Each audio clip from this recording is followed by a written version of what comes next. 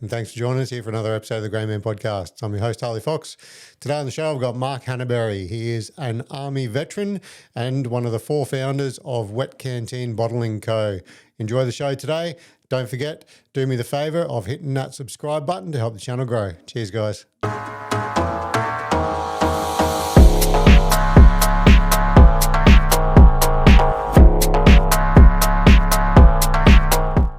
Cool. Welcome, mate. Thanks for being here. Yeah, thanks, Harley. I appreciate you having me on.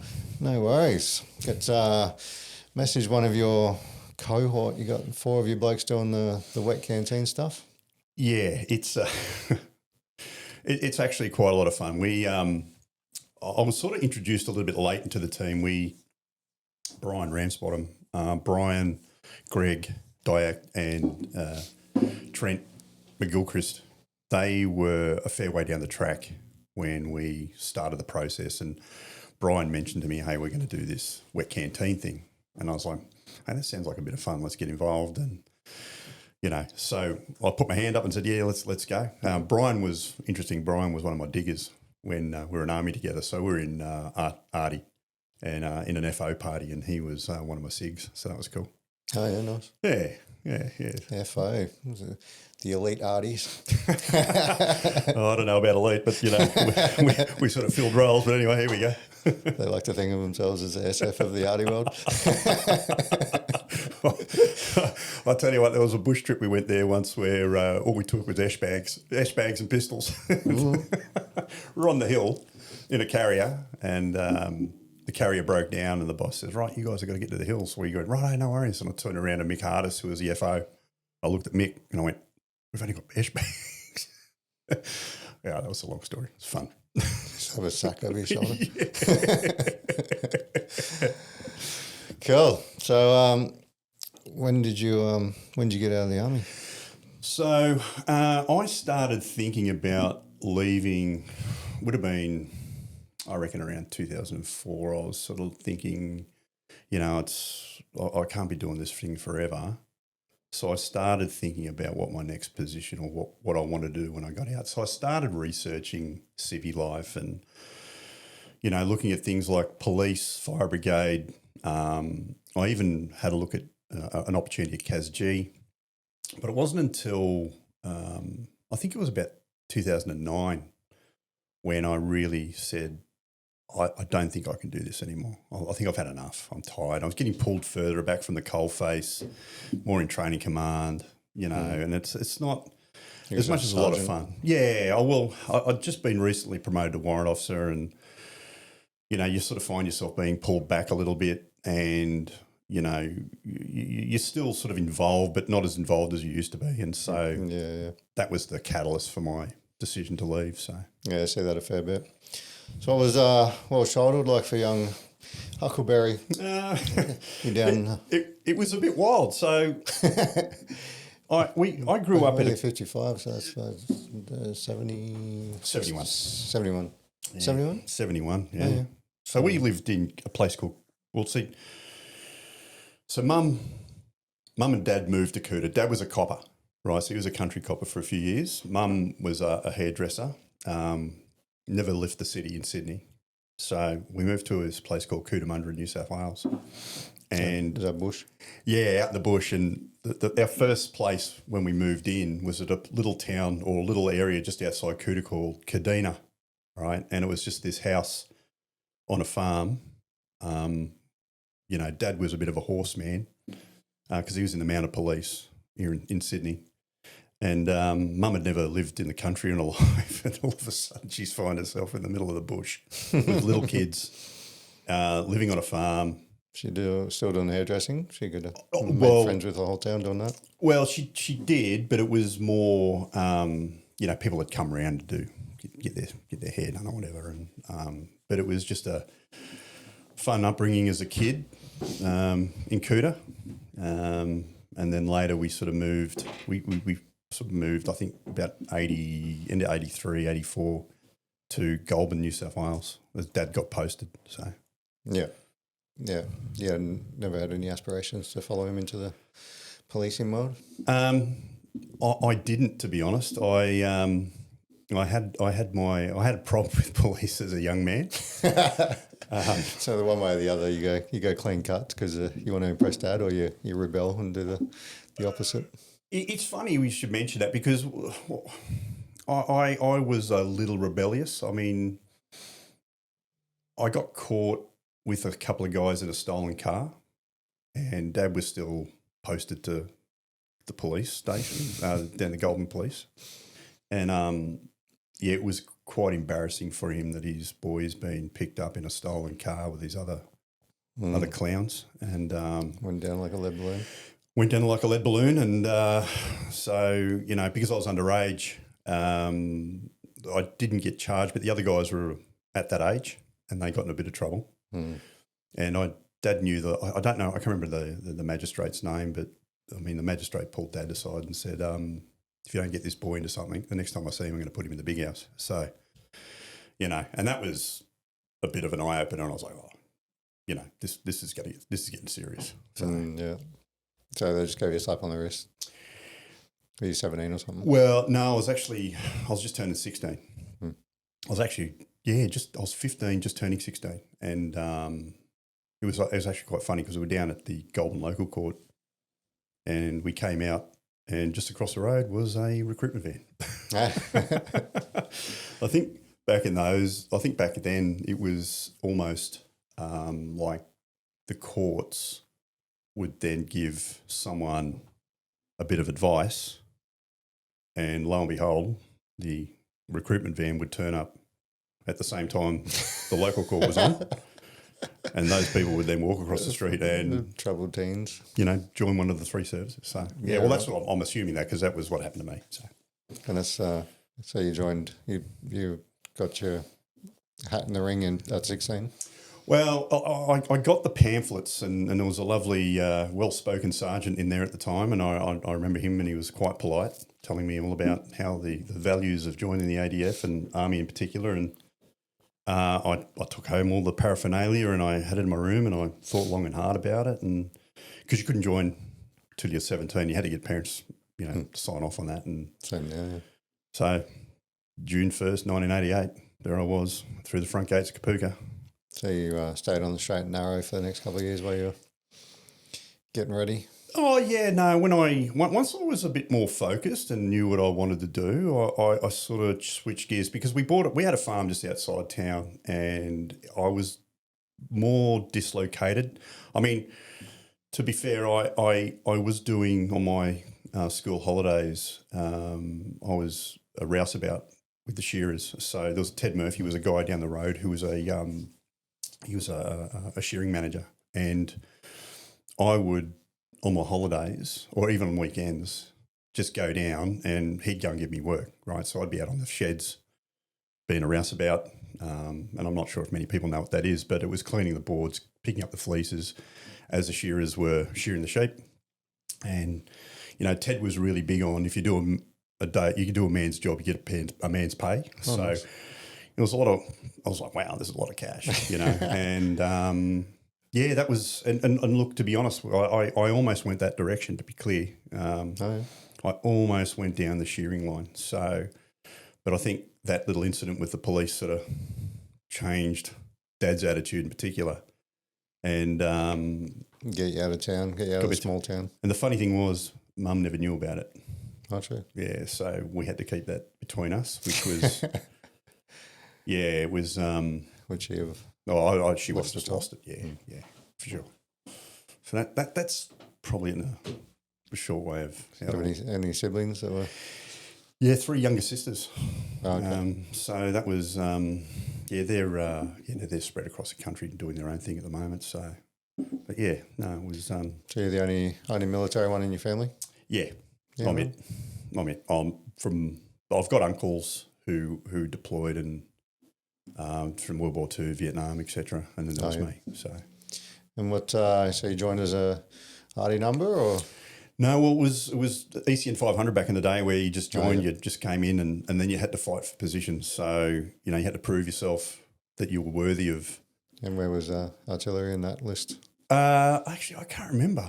I think was it number 1 with Grunt? It might have been number 2. I can't remember. I think number one was Army was engineers because my section commander, he was an engineer, and I think that was the hardest one to get. Yeah, because a lot of people wanted it, and there was a few other guys who were traded up and already, and so they sort of picked up. So walk away with the trade. Well, you go into the combat engineer. Yeah, well, combat engineers how those boys started, and then they sort of filter off into one of the construction squadrons if they sort of are able to do that. So that was the intent initially. But were you happy with artillery? Yeah, look, it was good. Started off on the gun line. Started off as a signaller. Right. But again, you had to cross trade. There was a trade transfer experiences that you needed to have whilst you're in. And so you do, you start off in your core trade, which whatever that, you could have been a gun number, you could have been a SIG or whatever. But then you trade across and you'd learn the other skill set to become more employable, right? So we did that a fair bit. But yeah, SIG was where I first started, in fact. Were they on 105s back then? Or? Yeah, so we started off with the old M2A2s. And then around 91, from memory, we transitioned across to the L119, which was the new Hamel pack howitzer. Oh, no, it wasn't the pack howitzer, that was the L5. No, it was the Hamel gun. So, and then everyone was traded up to do that. So what was it like back in the good old days of Army? Look, I thought it was good. We were an eclectic group of different people. It was really you had people from all sorts of walks of life. Everyone was there for different reasons, though. Harley, it was, you had people in there who were all about, patriotism and all this sort of thing, which was great. But then you had guys in there who were trying to find work. And then you had guys who had been to university and didn't really think that was for them, and then they'd turn up and join the unit as a digger. Yeah. Guys like me who had scrapes with the law, trying to avoid a jail term. Yeah, trying to avoid a jail term, trying to not to turn into a, what was that TV show that they had on? Oh God, it was in the about the all the crime in King's Cross. I got a funny story for you that anyway, but it was Underbelly. Yeah. So you didn't want to be a part of an underbelly story. So yeah, look, there was some really good people. A lot of guys came from some pretty wild backgrounds, but it was an organisation back then that really did. It was rough. It was tough. It wasn't meant for everyone, to be clear. I don't think it would. I don't think a lot of guys survived. A lot of guys would come in and not stay around because of the culture. But I think the nucleus of how we did business back then was quite good. I never had a bad experience. Was Artie just as autistic as it is now?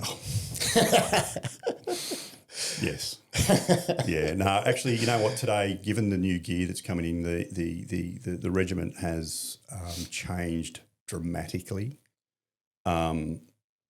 The technology that's coming in now is just astonishing. From long range fires, the comms, the ISR, the UAVs, the guns themselves, the ammunition variants. It's just next world stuff. It really is. They need some sort of device to lift the rounds from place to place to not blow at everyone's back. Look, you know what? I can remember a 155 round HE was 42 kilos, right, yeah, exactly. On the lift. And you got to get it off the shelf. Straight out of the ULAC. Yeah, you'll be right. You'll be right. You just do it. Right. Yes, Sarge. Off you go. One of my mates is a bombardier, and he got all his DVA claims done, and they accepted all of them except for spondylosis. Oh, really? I was like, how the fuck could the one that is like the most artillery one there? Oh, mate, I'll talk about my back. 100%. I had my doctor go through and do a real good search and investigation, and he just said, there was a calculator they had that they'd developed, and it talks about how much weight you picked up over the minute times, how much in the field, et cetera, and it was just, the numbers are just off the charts. Your body really gets belted, right? Yeah. And, we never had lifting techniques. Oh, just pick it up. right? Yeah, all back. What do you mean, use your knees? What's that mean? I remember when I was in 101 Battery in Brisbane, when Jim Molan was the CEO of 6RER, there might be a few listeners who might remember this. We used to do an 80-kilometre march to contact, right? What that entailed was full battle order, walking around Greenbank Range for 36 hours to hit the 80K mark, 100%. Fuck. And you would be in battle order. So you would have to take everything you'd take into the fight, you'd carry it. So mortar platoon would be carrying the mortars. FO6, normally we'd be carrying 2 radios plus everything else. Yeah, so you're looking at like 60 kilos. It's pretty, and I mean it was all the old Mark 1 stuff for the most part. You know, we might have had we got Alice packs, and then off we went. You know, we were lucky to be issued M16s. You know. Sorry to interrupt your stream. Bear with me for less than 60 seconds while I show you one of the products from our amazing sponsors, Lifespan Supplements. Most people think progress happens during training, but that's not the whole story. Your body actually gets stronger when you recover. Recovery is when your body repairs those tiny muscle tears and rebuilds energy stores. That's where the real magic happens, not during the workout, but after. But here's the catch. Recovery takes energy. Your body needs fuel at the cellular level to repair properly, and that's where NAD+ comes in. It's the molecule every cell uses to create energy and recover. As we age, our NAD+ levels drop, making recovery feel slower. That's why NMN is so important. It helps support those levels. With NMN, your cells can bounce back faster and adapt more efficiently. So if you want better results, don't neglect recovery. That's where your strength, endurance, and true progress come from. Try NAD today for yourself with the code GMP20 at Lifespan Supplements. That's GMP20 over at Lifespan Supplements. Cheers, guys. Back to the show. And so Jim, I don't know if many people remember Jim. Jim was a really tall dude, right? He was about 6'3", I think, something like that. So he was all right. He would stride out and off he'd go, come on, man, you know, and here's us, and we'd push through. But it you know, we'd obviously have a lot of build-up training. Wouldn't just sort of jump off the track straight into it. You'd be building up over a period of time to get to that. But that's good. I do remember that. And, you know, so when we talk about spondylosis and all these sorts of bits and pieces, you know, you throw that on top of it, you know. So good times. Yeah. That's good you had lead-up training. A lot of the injuries these days are, it's like you get out of Singo or whatever and straight to the battalion and like, all right, first, you arrive on Thursday and Friday's fucking battle PT. Well, you're part of the unit now, let's go. Let's go. Yeah. It didn't, I don't think that's changed too much. We were talking about that the other day about individual and collective training and, you know, if I flick back to the days when we didn't have simulation as a part of our training, I thought we were far more skilled with our primary weapon systems, but now I'm not so sure. And a lot of people I talk to say the same thing. With the wet? Yeah, wets is, you know, it's good to, but it's not a measure. I don't think it's a measure of your ability to fight, to manage your weapon systems. I think. Yeah, it's very different when it's like a computer game. It's not loud, doesn't pop. Or pissing with rain in the dark, you know, all the sorts of things. You know, you're on a nice air conditioned room. Yeah, there's no sun, there's no dust, there's no heat. There's nothing, right? And then they go, oh, no, you're proficient. You're like, what? I haven't fought around in 2 years. You know, and that's seriously, I think it's a real training issue personally. I mean, some people might say, no, it's not, but I do think that. Oh, no, any soldier will tell you they wish they had more time on the range. Oh, totally. You know, just a range week.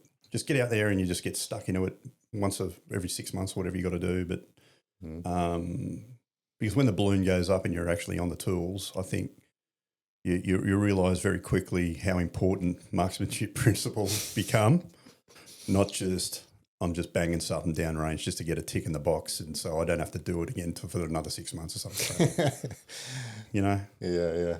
It's actually fun. Range days are fun. Especially I loved it. Close range and long range and all different skills. Look, and I really do believe that that is it's an indictment on the way we do business, I think. I do believe that. But, you know, opinion. That's an opinion. Everyone's got one. I'll throw it out there. Like arseholes? Yeah. You can be both. Have an opinion and be an arsehole. Yeah, So, yeah. well, that's probably me, I guess. Any funny stories from your digger days back in the day? Oh, look, there's heaps. Geez, it was just such a good group of guys we had at the time. So, I mean, probably one of the funniest things that I've seen was, we used to every Tuesday night, and this is when I was getting back to the reserve thing. Like we used to have 104 battery in one reg in Brisbane here, and 104 was the reserve battery. Now, remember, those guys were for the most part not fully trained like ARA people, but they knew enough to be dangerous, which is good. If they wanted to transition across to the ARA, then they'd have to go back through Kapuka, all the sorts of things you do, because you do all the training in-house within the military district, right? So a lot of these guys would be in, and every Tuesday night we used to stick around till 10:30, and then we'd start late the next day, just to make the guys feel like they're a part of the unit. And it was a really good, yeah, it was good. It was very, you sort of get to know who they were and how they were, even though they were reservists. But they were, I'd never seen, the unit was full. Like 104 was full. Like they had more people than most of the ARA units, right? And that's even 214, and I think 89 had a company in there somewhere. But yeah, it was good. But overall, I think some of the best times, like we had our gunners, diggers boozer. Well, the boozer environment, I think, is paramount for cohesion for the unit. I think I really think that the closure of soldiers' clubs through units was a bad idea. It's pushed the problem. So if there's any problems, it's going to be on Civvy Street. Yeah. And the cops are going to get involved because we used to manage stuff in-house, right? If you did something stupid, something wrong, mate, it was automatically 7 days and 250. You knew straight away. As soon as you marched in front of the boss, it's going to be 7 days, 250. You just took it on the chin and you hoochied up out front of the guard room. That was it, right? You had your hoochie outside ready to go, yeah. Man, I shouldn't have done that. But now, you're sort of seeing guys go in front of DFMs and all sorts. I'm like, what are you doing to these guys? This is just... So this whole risk thing, this whole, who's responsible... a responsible service of alcohol thing, I think it was the start of it, wasn't it? Oh, yeah, and we used to do that because we had to, but the diggers run the boozer, and if there was a problem in there, we just solve it. It was solved in the barracks, not down Fortescue Valley. Yeah. Right. If you're feeling angry and need to let off steam, you can just punch on with the boys and... You do it there. Hug it out. Yeah, hug it out. That was done, and everyone would just go home and come back the next day and... We're back into it, right? But I think but it also set us up for when we got promoted to the sergeant's mess, right? So you had a good idea of how mess life would start. And then when you went to the sergeant's mess, which is a lot more formal, I found that you'd get a lot more stuff done in your network, in the unit and across the brigade than I think happens now. It's a lot different. I feel sorry for the guys because they'll never experience the sort of stuff that we did then. So. Yeah, for sure. I say that all the time with back in the day when, $2 for spirits and $1 for beer or whatever it was, and everyone would be at the boozer after work. Yeah. You knock off, you go down, you catch up with everyone and have a great time. You go out after if you want or whatever. But yeah, it's gone. Yeah, it's gone. Boozers are ghost towns now. Yeah, it's a real shame because at the Wet Canteen we tried to get involved with the messing and sort of try to provide some sort of support in what we do. But once we got to the Afghans guys, we spoke to the contracts managers and whatnot. They just said, boys, we probably wouldn't buy from you because, we don't get enough traffic through the messes to do this. And that was where it sort of twigged with me about mess life, the cohesion, where you sit down and you might not be sort of social with someone in the unit where you're social with them in the boozer. Because that interpersonal relationship that you create across the different corps that are in the unit is incredibly important, from the medics to the loggies to the truckies, the trail apes or even grunts or whatever. It was really important. It was like unit sport. Yeah. even understanding what their job is and what they do, and Correct. then having less segregation outfield instead of just like them and us. Yeah. It's like, hey, fucking shut up. Exactly. We're not big enough for it. The ADF isn't big enough, right? It'd be like that. I mean, it's okay if the US Army and all these others. I mean, there's what, 1 million people in the US military, I guess, or something like that. There's about 1 million, 2 million, something like that, right across all services. A lot, yeah. But you look at here, you know, we're pretty. Everyone sort of knows someone, right? And I think that's where we did our best, was because we knew each other well, you know. And you might deploy, and then one of the guys coming through the gate is a bloke you went through Kapooka with. You're like, shit, I haven't seen you for ages. Where are you? You know, and that was a good thing, because automatically people didn't have that dislocation, if that makes sense. No, it was definitely very different back then. Oh, absolutely. Even the ships are the same. Even the Navy. You talk to the boys in the Navy. It's a lot of the you don't, like, back in the early 2000s, that's all there was, right? All you had was your mates, because you didn't have a fucking phone with, you know, talking to the rest of the world. No. You had just what was in your local surrounding, because you didn't have technology. That's it. Harley, when I joined, I was in a room with three other guys. We had a room, there was 4 of us in a room, right? And up until around, people will probably check me on this, but I think around 91, we used to get cash in hand. So we got paid every Thursday, march in, count, salute, march out, sort of thing. And then we got, you know, everyone had to get a bank account, which is fine. But, I mean, it was to a point where you'd come into your room and you'd just take your pay packet, throw it in your table, personnel back in the day, and no one would touch it, because that's just not how you did business, right? But as times changed and we got these individual rooms, and I don't know if you've been out to Enoggera recently, these guys got their own little apartments. They go in on a Thursday or Friday afternoon, you don't see them till Sunday. Yeah. You know, go and play PlayStation by themselves. Yeah. That's it. So I don't think people have changed. I think society has changed. But if you scratch the surface of any person, right, doesn't matter who it is, where they're from, they're all going to be the same type of person, right? Regardless, you know, it's not so much how we do business. It's all about how do we improve who we are, you know. And I don't think you can have a section of, or even a subunit that's been dispersed because DHA is given the contract to a, you know, some sort of asset management company, and, you know, you just get a room wherever it is. It doesn't matter who it's with, and you sort of you find yourself in a barrack block full of people you don't know from different units. Yeah, that's true. Yeah. You know, could be anywhere. Could be anywhere. That's right. Yeah. Because I think, like what you're saying though about scratching the surface of who they are, I think everybody craves it. Like, everyone wishes that they could go back to that or experience that if they weren't born in that generation. Oh, look, you know, and I agree. I think it was really important, particularly for young people. I mean, if you think about, you know, some of the guys get 18, 19, 20, you finish your IETs and you get posted to Townsville, or you get posted to Darwin, or here, or worst case, Brisbane. Right?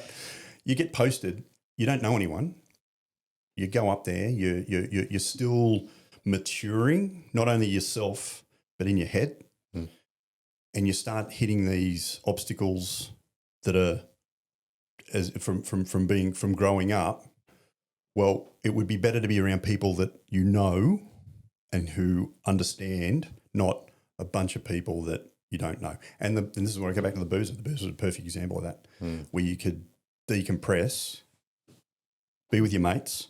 Get to know everyone real well. Get to know each other real well. So if the balloon goes up, you know, at least you're with people that you can trust, and you know, and you've done whatever you've done, and they'll probably come home with you to your family and say g'day, and you know, got on the beers with your old man and things like that. So I think we've sort of missed that psychological piece. I think that's the missing component. Yeah, for sure. It's interesting. It's just a sign of the times, though, really, isn't it? It is, and I think it just comes back to money. I think it's just cheaper to do it this way than it is. But if you talk about it in the long run, well, what's the cost? You know, I mean, there was this guy on LinkedIn the other day talking about the cost of shooting down a UAV with an AIM-120 or something, right? Like a $4 million missile, we're shooting down a $10,000 drone. And I'm like, and I sat there and I went, well, so you're basically putting a dollar sign on that kid's head. Mm. So it's not worth it. Is that what you're saying? You know what I mean? So I sort of look at things and people sort of look at it, the bean counters look at it for not the human. Yeah. Do you know what I mean? So if you could talk about, young kids having psychological issues and suicide and all these other bits and pieces, well, hang on, there's a reason this is happening. And so I come back to this social cohesion, as the Prime Minister likes to talk about, right? Well, you want your service personnel squared away, not all over the joint. And I think there's a real conversation for that, I think. Yeah, that's an interesting way to look at it for sure. Well, yeah, the money. It is. It's so cross-platform as well, though. Like if you look at the ESOs, and they're built on the backs of veterans wanting to help veterans. Veterans wanting to help veterans. If I can turn this on. Sorry. If you look at ESOs, they're created on the backs of usually veterans start it to help other veterans. Yep. But then it becomes bigger, and now you need accountants and managers and a senior leadership team and marketing teams and HR and then they're not veterans and they're only there to like, how can we save money? How can we make the most money? Yep. And then it all becomes a fiscal thing, and they lose sight completely of what they were there to do originally. That's right. Yeah, that's exactly what it is. I think the deputy chief came out the other day, and I mean he laid it out in that speech. I don't know if you saw it, but basically talking about how senior leaders within defence are starting to sound like consultants rather than warfighters. And I think that started to creep in. And I mean, this is just an opinion, of course. I think it started to creep in when we started introducing people in to try and help commanders understand leadership, right? And they were using a language that was foreign. And, I mean, I'm pretty black and white with it, but I sort of think that defence had or has an identity crisis. Do you know what I mean? It's almost like... It does, yeah. You see these guys on LinkedIn talking about, that ship the Americans sunk, right? The Iranian one. I'm like, okay. Yeah. Well, mate, I've got an enemy. Basically, if I'm talking about it from a land perspective, I've got a enemy vehicle travelling down the MSR to join the fight, right, coming from our rear, and rear protection has picked up that enemy vehicle and destroyed it. That's how I see it. I'm like, okay. If they didn't want to get in the fight they should never have left port. They should have just stayed where they were. Do you see what I mean? And then you get people going, oh, fair winds, all this sort of thing. I'm like, dude, do you think that they'd be saying the same thing about us? They'd be dancing in the streets. They'd have a day off. Do you know what I mean? It's just a funny way people are looking at this sort of thing. We're in the middle of an identity crisis for sure. Totally. It's like, I think it started with taking away death symbology and stuff like that. It's like they're trying to water down the soldier into to fit the modern culture shape, whereas that's not what a warfighter is. You're trying to create, a woke warfighter, basically, go and by all the values and sort of stuff of society when they should be in a class of their own, not the same as a 19-year-old at university that has to, watch their P's and Q's. Yep. No, they should be hard charged and, a bit animalistic and going about their business. The Marine Corps of the US never changed. No. All right. So, I mean, they're very proud of the way they do business. And when I was over there years ago, as much as I used to call them, you'd call them fire ants and things like that. Just come at you and keep coming and keep coming and keep coming, and they would. And I really understood the ethos of the way they did business. And then I remember talking to one of the fighter pilots out at 29 Palms, and we were talking about the way that they do business. And he said, look, whether it's a sandstorm, there could be a hurricane. He said, if that forward Marine needs me, that's who I fly for. Not, am I going to get injured? What's the AD, A2 situation? No, don't care. That Marine is called, I'm going to turn up. Yeah, nice. That's the mentality, you see what I mean? So, I don't know. I think, I hate to say it, but I think sometimes lessons are hard learnt, and... Like a pendulum swung a bit too far this way and it's going to get to a point where it goes back. Yeah, look, I think there's always a point of change. We talk about points of change. I think, if you talk to a lot of young members now, they're sort of like, what are we doing? What is this?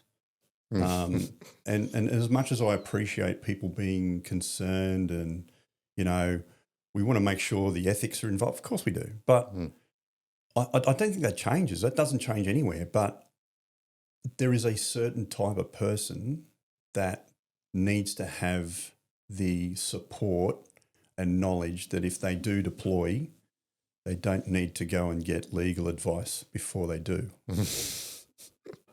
You know what I mean? It's like, hey, you're going to go on deployment. Hang on, I need to go and talk to a lawyer. Get a lawyer on retainer first. You know what I mean? It's like, because if something goes pear-shaped, I can guarantee you I'm coming home. Doesn't matter what happens, I just sort of, I don't know, I just sort of struggle to understand why we look at you look at the SF situation at the moment and you say there's a lot of guys there and we've been going on for 5 years. Is it 5 years? Since the whole thing started. Since the whole thing started? That's wild. So it's what? Let's say round a figure around $30 million a year, right, just to investigate these guys. And we've still got no end. And no one's saying anything, right? No politician or anyone's coming out and going, well, this is what the situation is. This is where we are with the investigation. No one. It's just this silence. Yeah, left in limbo. Left in limbo. These guys are fucking just sitting around having their thoughts chew away at their brain. Exactly, right? And if I'm a young guy joining the ADF now and I'm looking at the corner of my eye, I'm going, well, hang on. That's what's happened to these dudes. What happens if something happens to me? Yeah, that's it. Do you know what I mean? Yeah, for sure. Yeah. And when it's all over the news and stuff and you got the big names getting dragged through the mud, you're like, well, fucking, why would I want to go to fight in a war where I'm just going to get crucified for it afterwards? And, SF, obviously, it's driving a wedge between them. Yeah. I know, like even Doug Sheridan was on here the other day and he said when he was considering whether he should stay or leave, that was the reason he left. Yeah, look, and I know Doug. Doug's a good guy. I really, he's had his own challenges. But he's an earnest sort of bloke, and I think he's a really good bloke. I really got all the time for him. And I think he's right. It's how much do you invest into something, and what is the risks that you've got to accept? And, we're all volunteers. We're not conscripted, right? And this is a big point, We're volunteers, okay? Yeah. We know, we saw on that dotted line, this is what we're up to, right? And we get that. I'm not sort of some bloke I've been press ganged out of a hat. Mm-hmm. Good on you, champ. You're in, here's your hat, here's your gun, kick up the bum, off you go. It's not like that. It's, we go through this process of training, and this is why I think it's important, as you mentioned earlier. You need to prepare. You've got this group of people who are doing things that are extraordinary. Let's be clear about that. Extraordinary sort of things that they've got to learn and do and behave. Then there's things that come along with that. Now, to sit back and sort of see how that's all transpired over, so many years, and the fact that senior commanders disappeared and left a lot of people holding the hold the baby and the bathwater, let's say, with a continued attack from the media, what does it say about us as a society, though? Mm. You know, and we've got all these people out there baying for blood for whatever reason. Yeah. Yeah, what does it say about, I guess it's always been the way once the sort of curtain gets lifted on what actually happens, like Vietnam, and Yeah. if there's video and images of the horrors of war, then people go up in arms, but, you know, that's fucking war. But I think that desensitises people. If you talk about what's happening now in Iran and what's happened in all over the world in the past 10 years, people are actually desensitised to it. Yeah, it's getting that way. Because you can watch it in you can watch HD every day on your bloody Instagram feed. You can sit back at home with a bowl of popcorn, right? Watching helmet cam footage. Have a six-pack. And you can watch helmet cam stuff all day and and cheer it on or whatever. And Yeah. I think that's not good. Yeah. Not good at all. Well, like you're saying though, like you're a volunteer, but you're volunteering to give your life to the Defence Force. And what we're seeing now is that you would expect that if you do that, they've got your back. Yeah. If I devote myself to you to give you everything, and including my life, I would expect that you would, you know, have my back in 100%. in any situation. Absolutely. Yeah, not just throw them under the fucking bus. No, and look, there's plenty of clips getting around. In fact, I saw one the other day where these guys came back from Vietnam and they were conscripts and they were talking about their experiences after they returned to Australia. And it was like within 48 hours, there's a guy standing on George Street, Sydney. He's got a fistful of 50s. Thanks very much for your time. Back to your civvy life.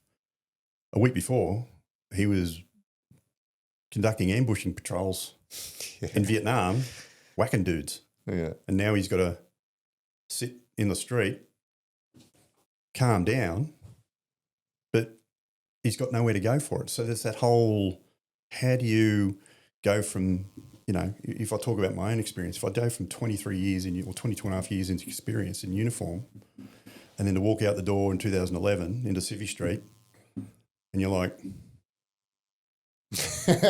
What now? what is wrong with these people? You know, you're sort of looking around going, these people are idiots.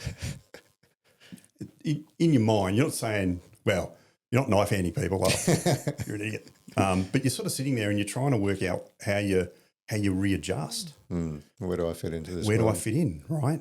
And I think, you know, over the years, I sort of learnt this way of trying to help people sort of go through that process of planning.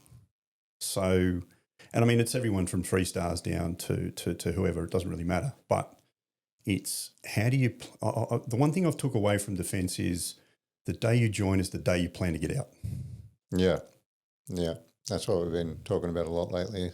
The most successful people that transition are the ones that understand that it's not forever. That's right. And have a backup, not even a backup plan, but a what's next plan. What's next steps plan. That's it. It's almost like, and you hear guys on other podcasts go, oh, you know, give yourself a mission. And it's true. It's how do you prepare for that? And we spend all our time in our lives learning how to plan and, you know, going through the planning processes or the IMAP or whatever you want to call it. And then we come out the other side and we don't apply the same things when we discharge from uniform. You know, we don't know what to expect. We don't know what's civilian life. Where do we fit? You know, what jobs? Well, you don't have fucking 12 steps of chain of command to go to for answers. Do you? No. And look, and as I keep saying to the guys when you're getting out, I said, hey, listen, from a commercial, social perspective, there is no ROE on Civvy Street. Right? I'm telling you. We before we started the Wet Canteen, I started a business with 2 mates, Tony Rockhoff, who passed away sadly, and a mate of mine, Andy Sloan.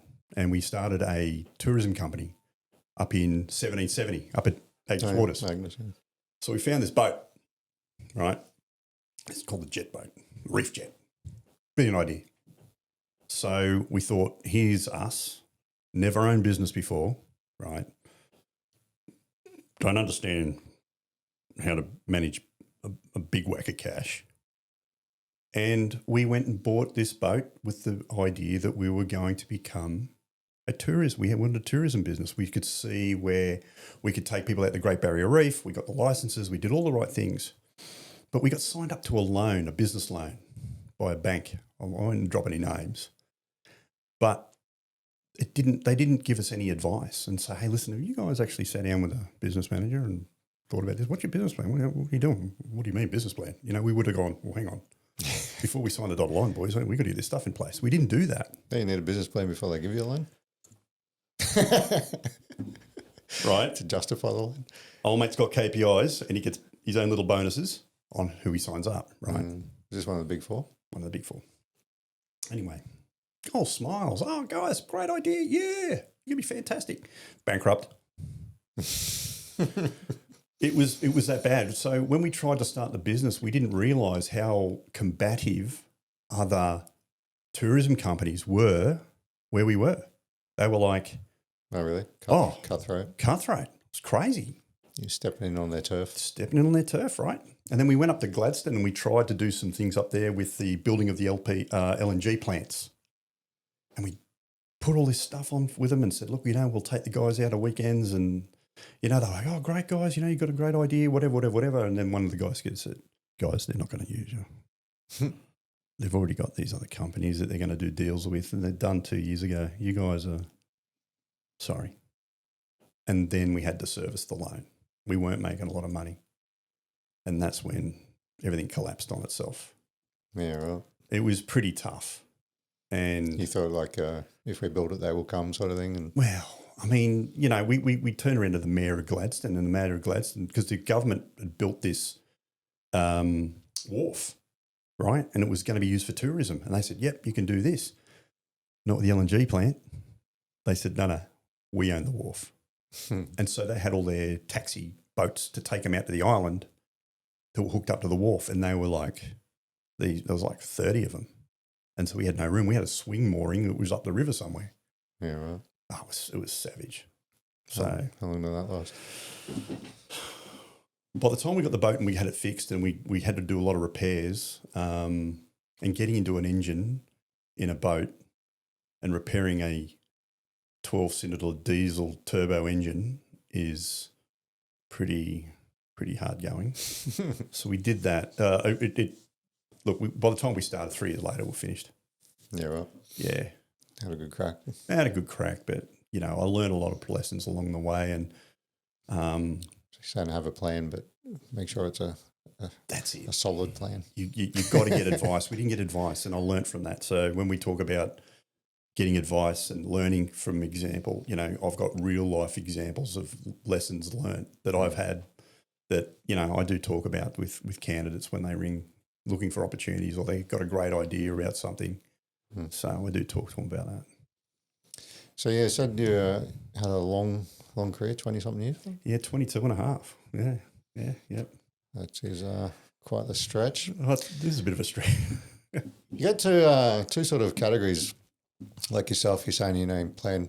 Do you think rank helps understanding sort of leadership and having more of a sort of corporate and managerial sort of role? Do you think that helps with transition? I think so. Look, I think, we're always around people. So one thing I say is and this is the beauty about defence, is that you're always around different personalities. You're dealing with different levels of responsibility. If you think about a young section commander in a platoon within a company in a battalion, he's responsible for 9 other men or 8 other men, right? And women, of course. But that's a lot of responsibility on a 22, 23-year-old person, right? So I think there's a lot of latitude there for people to say, hey, look, I am a people manager because I can prove it. I can actually prove that. Yeah. From a business perspective, it sort of changes. It's, there's a lot of lessons to learn around the power of a dollar coin because companies live and die by dollar coin. When I was talking to CASG and we were talking about how they were going to delay a contract or they're doing this, they're doing that, and I'm not having a crack at those guys because they only know as much as you know. But I kept saying to those guys, look, companies aren't sitting there just putting people on the bench, just waiting for the next contract to come. They're not repositioning or reorientating for the next contract. They're going through and making people redundant. And then, Yeah, don't have the same sort of safety blanket that you have in defence. That's right. So, getting guys to understand what the commercial world is about, and it is savage. There's no ROE. It's like, it's completely unemotional. There's no emotion to it. It's like, mate, you've been fantastic. but we don't have a role for you anymore because we're going to change direction. There's your notice. Thanks for coming. You know, and you get guys coming out and saying, oh, you know, I want to be a contractor. You're like, what do you want to do that for? Oh, you know, they get paid this much money and they want to do by the hour or whatever. Working band. And I'm very defence-centric, of course. But then you get clauses in their contract that they don't read, that their notice period might be 24 hours, right? And they might be on a, you know, they might have a PV working for ASD as a sysadmin or whatever, and they're on, you know, a ridiculous amount of money. But there's this little clause that says that if they come in the next day and the funding changes, go on, you're out. And what are you going to do then? You know, and it's a real learning curve, and I think that people piece aside, I think we need to realise that, you know, everything lives and dies by the dollar coin. It's just the nature of the beast. Yeah, that's true. Yeah. Can't just rest on your laurels and hang out in the cages. And no, that's great. I wish I could do that again. You know, grass is always greener. Playing Space Invaders in the gun park. It was great fun. We get the guys and they'd be on the and have a volleyball. Can't do that anymore, of course. Did you have silent runs back in the day? I'm actually good mates with the guy who ended the Siloam run. Oh, really? Tradition. Really? Yeah, he was responsible for it. Well, sort of indirectly responsible. Rainer Teets, he's been on the podcast a couple of times. It was his gun. Right. He had a new digger on the gun, and he stripped him down, covered him in Siloam, and then sent him off. So he went down the gun line and fucking getting chased by people, and then when he gets to the end of the gun line, instead of turning right to do a U-turn around and come back to gun one, he turned left and went fucking into the bush, and he got lost. He got chased by a wild boar, ended up in a creek, and then there just happened to be a sniper platoon fucking coming down the road, and they picked him up, and he's like, oh, I'm lost, can you take me back to my battery? And they're like, no, we'll take you to HQ. So they took him to HQ, and obviously the officers who usually, you know, turn a blind eye, couldn't turn a blind eye when there was a naked fucking bright green dude walking through the foyer. Mate, I'll go you one better. I think it was about 98, we did an exercise out at Epinara, right, out in the middle of, it was basically you got to, I can't remember the name of this town. We just turned left into the desert. A few people might remember this. So Epinara was this big cattle station, and we did a brigade level exercise out there. So, you know, 1st Armoured, 2 Cav, everyone went out there. And we had, he's passed away now, fortunately, Chris Rogers. Chris was a brand new soldier of the regiment, and he was in an FO party. Anyway, they pulled up for the night, and I think they were doing a stage to do some sort of attack the next day. Anyway, Chris woke up and went, right, I'm just going to go for a piss. So he's wandered off into the desert, do a piss. Got lost. How fucking far do you need to go to do a piss? Brand new dig, right. He's gone off into the desert, have a piss. Anyway, got lost. Thought, oh, I better sit next to this bush. Someone will come and get me. So the whole combat team picks up, pushes off, left him behind. One of the guys in the vehicle goes, hey, hang on, before we go, where's Rogers? What do you mean? Isn't he in the back? No, he's in the back. Hang on, stop. The whole brigade stopped. Then we had, I can't remember the name of the recce squadron, the I think it was 161. They had to do a sweep of the entire this range that we were on, this Epinara. It was enormous, to try and find Chris Rogers. How long was he missing for? I think by the time we found him just after lunch, but he was like, wait, here I am. That was pretty funny, but everyone was just like, all the messages coming down, and it was like, we've lost a digger out of 103 battery, and we're like, oh. Who? Chris Rogers. We're like, oh, but sadly, Chris died a couple of years ago, unfortunately. He passed away, which is a bit sad. Anyway. So, did you get any trips or anything with you? Yeah, my only trip was to Cambodia in '93. Oh, yeah. I was lucky enough to be selected to, and I mean, that was the same time we had Rwanda was going, Somalia was kicking off, and then we had had Cambodia, and we were over there for I think just on 12 months. 12 deployments. months? Yeah. Well, back then it was 12 because we're still in the Vietnam era way of doing business. And that was look, there's not, there's only a few things we can sort of talk about, but it was a bit of a wild old place, having just come out of dealing with the Khmer Rouge and all the sort of things that they've done, the genocide and all the things, the effects on the population, and then there was still a lot of after effects, and it was a pretty wild place to be, I'll say. Yes. What were you doing over there?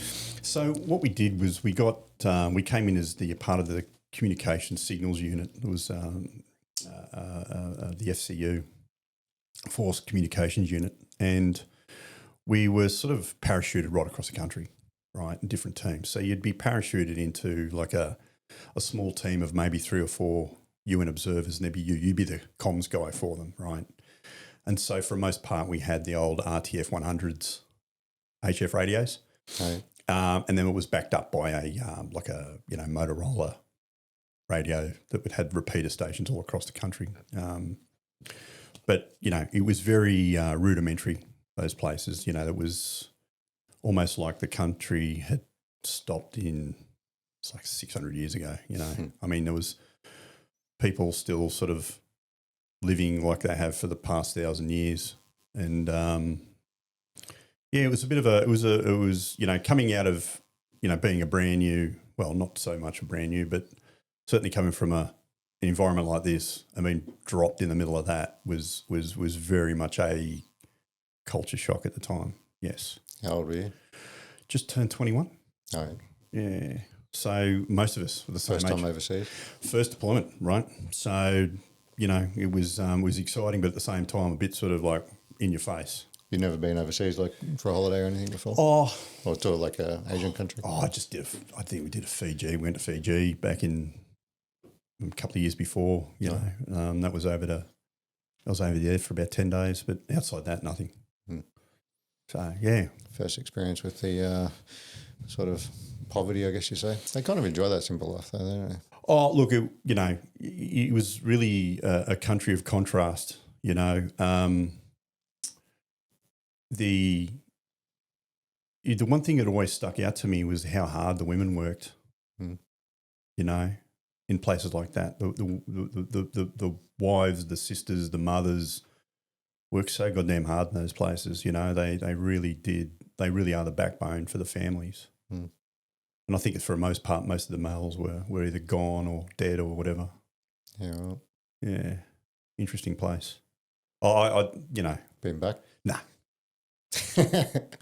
Nah, no interest. Yeah. Nah. I haven't been there either. No, I'm not interested.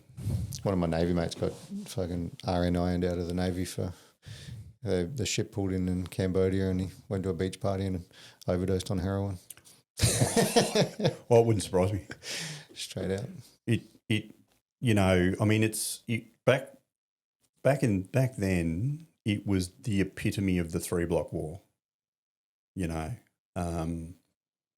You would see, like, it'd be kicking off in one spot. You'd be trying to fix up something on the next street, and the street after that, everyone's just doing things as normal. It was a really weird experience. And I mean, a lot of the people maybe watching will have experienced something with the United Nations, but the UN has a habit of purchasing the cheapest troops they possibly can, right, and putting them in positions where they're supposed to be responsible to act as a protection, and quite often you couldn't rely on them to do that. Yeah, right. So, here's you with your little F-88 with your 5 mags and a bunch of UN officers that you even questioned their skills and experience. Even when I was that age, I was like, some of these guys are useless, fucking hopeless. You wouldn't have them as a digger, and and I think that was the interesting part for that is, and I'm not, again, this is a generational thing. A lot of were really tough blokes. I mean, really tough lads.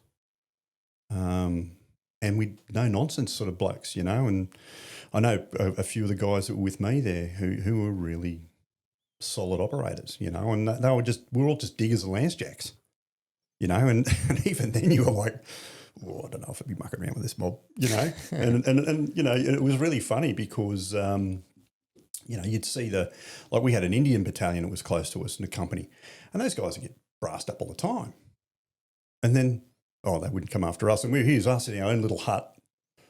We'd have a light on, TV going, because the standard had been set a couple of other times because other boys had not to mess with you, sorted things out, right? And sometimes, you've got to be the big dog, right?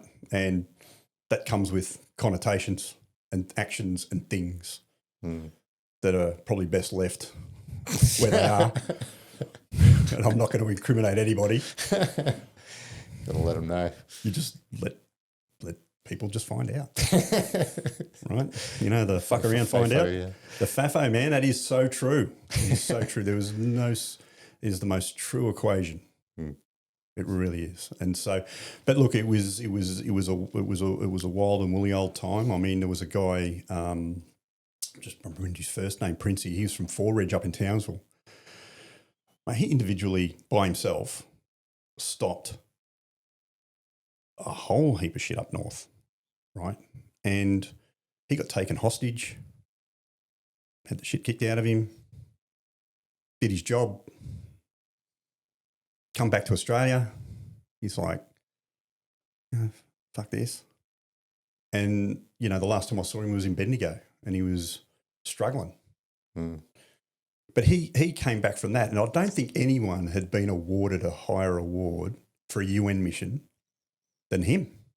So Army was like, we need to keep this guy. He's the highest awarded person we've got in the Army at the time. Yeah. But that poor bugger, and I didn't know him that well, but he put his ass on the line for that. I'll tell you, he did some pretty crazy sort of stuff. Yeah, right. They tried to take his stuff. He'd beat the shit out of him. Poor bugger. But yeah. What about you after 12 months coming back as a 22-year-old? How was it coming back into the country? It was probably, and this is what I was saying, the decompression piece. I think we do it a lot better now than we did then. We'd come back. So my return was a bit different. It was only about 30 of us. We were the last people in country to leave. So when we left from down a place called Seanockville, where we had on the port, we had all the Australian vehicles, all our gear in connexes and everything else that we're getting ready to pick up. So we were down there as security. Anyway, when we finally left, it was a C-130 flew into the airstrip, this dirt airstrip. We all loaded on. Next time we got off was in Bangkok. We threw our bags straight on the conveyor, loaded onto, I can't remember what flight it was. It might have been a Thai Airways or whatever, and we flew straight back into Sydney. And then that afternoon, down at Randwick, did a little welcome back, boys, here's your medal.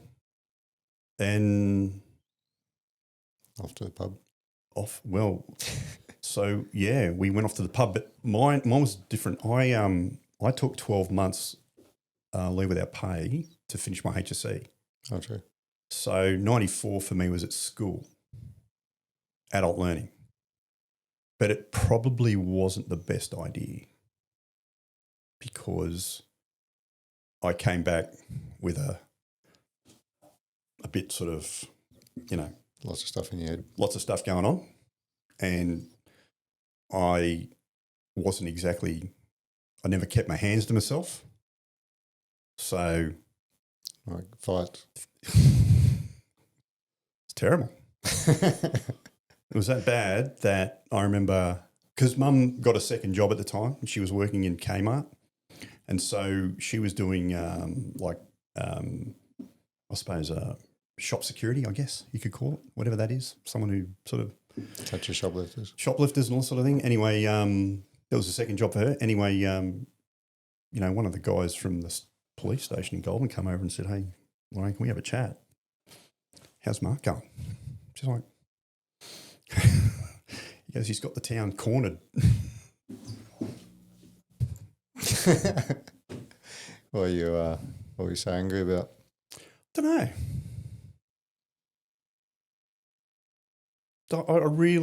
I try to reflect on how I tried to readjust. I don't think I did that well. It was difficult. So during that 12 months, you were back at home? Yeah, so I went back and did my HSC. That was the toughest 12 months of my life, doing HSC, compressing, because I left school at the end of year 10. Oh, yeah. And I, at some point, decided I wanted to do something different. So I thought, bugger it, I'll do my year 12. And I did it. And the hard thing was trying to study and, because you've got a certain grade you've got to hit. Because if you wanted to go to uni or if you wanted to, I just wanted to finish year 12 because I felt like I missed that and I needed to do that. And so it was adult learning environment, which is good. Teachers are fantastic. But you had, people in the class from all sorts of different backgrounds and wherever they were from, but everyone sort of was mature enough to know what they needed to get done, and I did that. Then I come out the other side and I'm like, what do I do now? I've got my HSC. Fantastic. What does that mean? And I actually thought about going through officer training for the Navy, believe it or not. Yeah, as a general infantry officer. But somewhere along the line, I was like, nah, I'm back in Army. And I just went back to, I got posted to A12 in Sydney. Yeah. So, but coming back in a uniform was it was really a bit of an odd sort of. No, it wasn't a relief. It was just, I think the decompression piece wasn't that good because I was drinking a lot, I was causing a lot of trouble. I think I didn't know how to handle that change. Or I don't think I was mature enough to understand how to do it. There was no one I could sort of lean on or sort of say, hey, what's going on, Yeah. You're like growing up and also trying to deal with all these new emotions and stuff that most kids don't have. That's it. And I didn't have anything really. I still had, old guys I knew from town, but I didn't have that. They didn't know what was going on, right? And so half the time they were cheering me on. You know what I mean? Like, oh, this is great. It's a quick jump on this train. This is hilarious. Yeah. And then I got back so I started to try and sort of dislocate myself from drinking because I had a problem with it and I knew I had a problem. I started doing security work, believe it or not, door work. And I did a lot of door work in Sydney around the Cross. Right. And, so that was an interesting sort of couple of years doing that on a Friday, Saturday night, trying to sort of not fall into the trap of becoming a. So if you're there working all night, you can't drink all night. Can't, that's right, right. And so, and I thought, at the time we're getting $60 an hour cash. Mm-hmm. You're not knocking back that. It's pretty good. So like danger pay. And it was different because back then you didn't have the M5, so it was a lot harder to get into town. So you wouldn't bump into people from one brigade because one brigade was still in town, still in Holsworthy at the time. And so you wouldn't bump into guys, right? Because they'd all go into Livo or they'd be up into Campbelltown or somewhere, or Reesby. And then you're in town and you're doing door work and, pardon me, it was cash, kept me out of trouble. I'd come to work with a few bumps and grazes, but it was okay, and I sort of did that for a couple of years. When you talk about the underbelly thing, I did come across a few of them at the time. Yeah. The famous ones? Yeah, so it was a bit of a weird. So I actually had to get away from it because the drug issue was real, right? And I think it really was introduced to Australia from backpackers bringing things in, and no one knew what they were looking for. And then all of a sudden you've got these people, taking ecstasy and MDMA and all this other stuff in nightclubs. And I saw it when I was when I worked at the King's Cross Hotel at the time back in the day. They used to have this thing called the Rooftop, and the Rooftop was more like a trancey sort of place to go. And I remember going up there and, just seeing this guy standing there, and he was in the dark and he's got this torch flashing. And I'm like, what's going on over there? And all of a sudden I've seen this guy, and I was like, grabbed him, and at the time I didn't realise that he was working for a particular type of person. And that sort of, I started to realise, oh, hang on, you're only paying me $60 an hour. You know what I mean? You're like, well, it's not worth my life, is it? As good as it is. As good as it is, it's not getting paid. And so it wasn't until an opportunity to get posted to Darwin, I went, right, I'm out. And I took that posting. Because, I had a very clear separation between anyone knowing I was a service member. Yeah. So no one knew. So you work during the day and then you go into the cross at night. And no one knew. Yeah, right? well, so no one knew I was Army. No one knew I did for my real job. Less tired doing that than drinking all night. Well, yeah, that was it. But then you got to see a lot more than what you expect, and because all the bikies, you get everyone sort of trying to make their place up there, and you'd have different sort of gangs try to get into the pub and start doing what they're doing, and then you're there as security, and then you got a team of about 5 or 6 other guys, and you just don't know who you can trust. Mm-hmm. Do you see what I mean? And then you're like, well, you're not paying me enough. So I decided that was enough. And, I did a couple other places around town, and, it was just cash, just money for jam really for me. So, Nice. Yeah, couple of years. Set you up with a bit of a piggy bank. Yeah, I was able to buy a nice car and all that sort of thing, but I think it was more so for my own self-preservation than anything else. And I thought I did that. That was the only thing I knew what to do, because there's just no one telling you how to do things. Half the unit, the guys you were in the unit with, they hadn't had any idea. Mm. That's good you found something. And so I had to try and do something myself. Oh, that's good. Yeah. You didn't fall into the sinking hole of alcoholism. Well, it's funny, when I sort of knew that I was sort of trouble when I was in Darwin. I remember going into one CSB and they had a psych unit, and I said to them, look, I don't think I'm right. Right? So I don't think there's something going on. Then they sent me off to Vietnam Veterans Counselling. Hey. Right? So I go in to see these guys in Darwin. I said, yes, sir, what can we do for you? I said, oh, look, yeah, I'm here to see if I can see a counsellor. Oh, no, we only look after Vietnam veterans. True. And I was like, okay. And left. That was it. There was no army psychs or anything? No, nothing back in those days. And that was probably, when did I do that? That was probably around 2001, just after Timor. The guys come out from Timor. I knew that was, because I'd hear, I'm like trying to help them, trying to understand the sort of doing what they were doing, like dragging bodies around, all sort of crap. And then you sort of look at what you did and you're like, oh, hey, you're all right. Trust me, you're going to be okay. But everyone's different, right? That's it, yeah. Can't compare yourself. You can't. No, everyone's different, right? So everyone goes on a different journey to you. You just can only provide advice as to how you approached it and how you dealt with it. It's the only thing you can do. Yeah. It wasn't even that long ago, 2001. That's 25 years ago, and there was nothing as far as support goes. Nothing. No. And I mean, you don't blame anyone for it. I mean, people only do what they know. It's just the way of the world. It's just the way it was, right? So I guess I'm glad that there's support because, if I think back to that clip I saw about those boys when they come back from Vietnam, that was shocking. These blokes just kicked out the door and you're on the street with a fistful of 50s and thanks for your time. Yeah. Had a couple of Vietnam vets on here asking them what it was like on the return trip, and They said, yeah, it's on a commercial flight, got off a plane in Sydney. There was no fanfare, nothing, just a regular passenger. Got off, went to the hotel, nothing. Woke up 30 years later. You know, and I sort of say that to a couple of guys, you know, the guys particularly deployed. I said, look, it might not be now, might not be the thing that, but in 20 years' time, it comes back. Yeah. Could be any time. It could be in a day. Oh, totally. Could be in 10 years, could be in 20 years. Yeah. Catches up. I actually had that conversation this week about the pick your regret.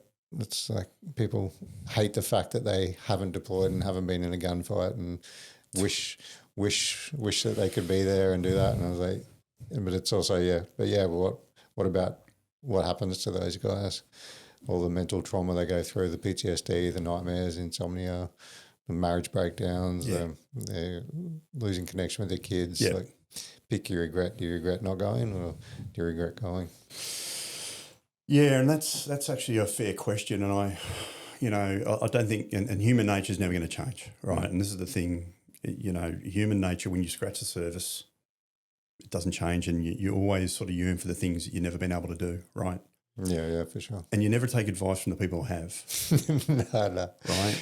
You want to experience it for yourself. So you got to get that little smack up the side of the head your own way to recalibrate your way you think. So, yeah, but, you know, you're right. It's a really it's a journey, and people, sadly, you have to go on that road. You there's no sort of dodging the anxiety of it. You've got to do it, and you've got to address it. And I think for most part, it's really good to see guys doing that and you know, getting out there and really sort of solving the problem. But I mean, I sort of break veterans down into 4 different categories. Right. Mate. This is just me, right? There's guys that you know that will throw their medals up the back of the cupboard, never hear from them again. Yeah. Right. That's your first category. Your second category is your guy who, you know, they'll come into, you know, Anzac Days, they'll maintain contact, you know, they catch up for a beer with them every now and again, living their own life, having a great time, you know, getting on with it. Then you got the third sort of level of guys who, you know, it's almost who they are. They take it on as an identity, right? And I'm not having a crack at people. I think that's important. If that's what you want to do and that's your identity, then you by all means go away and do it. And then, you know, you've got the fourth category, and as you said earlier, you know, you've got these guys who probably never got to deploy, you know, and it sort of pains them to not have been a part of the story. But, you know, like I say to everyone, the fact that you signed the bloody dotted line, right, a check that doesn't have a use-by date, that's a really important thing to take into account.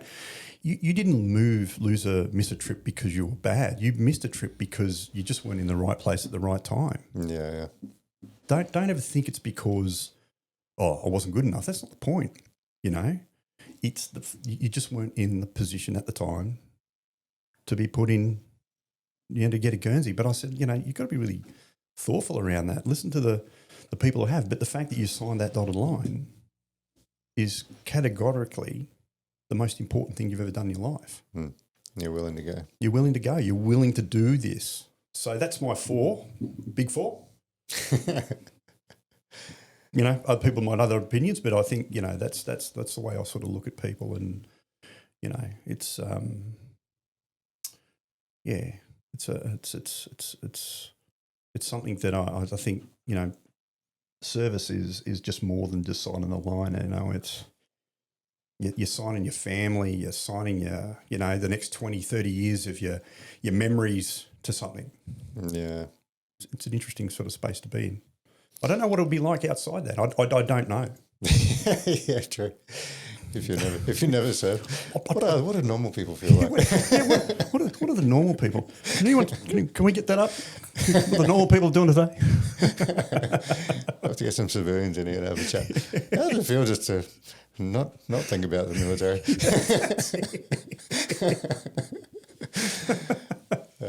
It's good times. Good times. So what inspired the decision to break ranks and fuck off? Oh, look, it was a couple of things. It was just I didn't want to be. So it was really. I woke up one morning, swung my feet out of bed, looked at the wall, and I just knew it was over. I just knew. I didn't want to be that guy who has stuck around too long. You know, the guy who spent too much time and became, what's the word?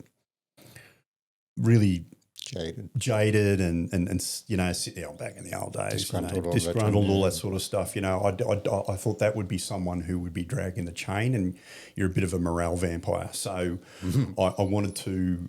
I thought no, and I was still young enough to start another career, because that was really important. It was, you know, coming into the realisation that career one's done. You need to line yourself up for career two.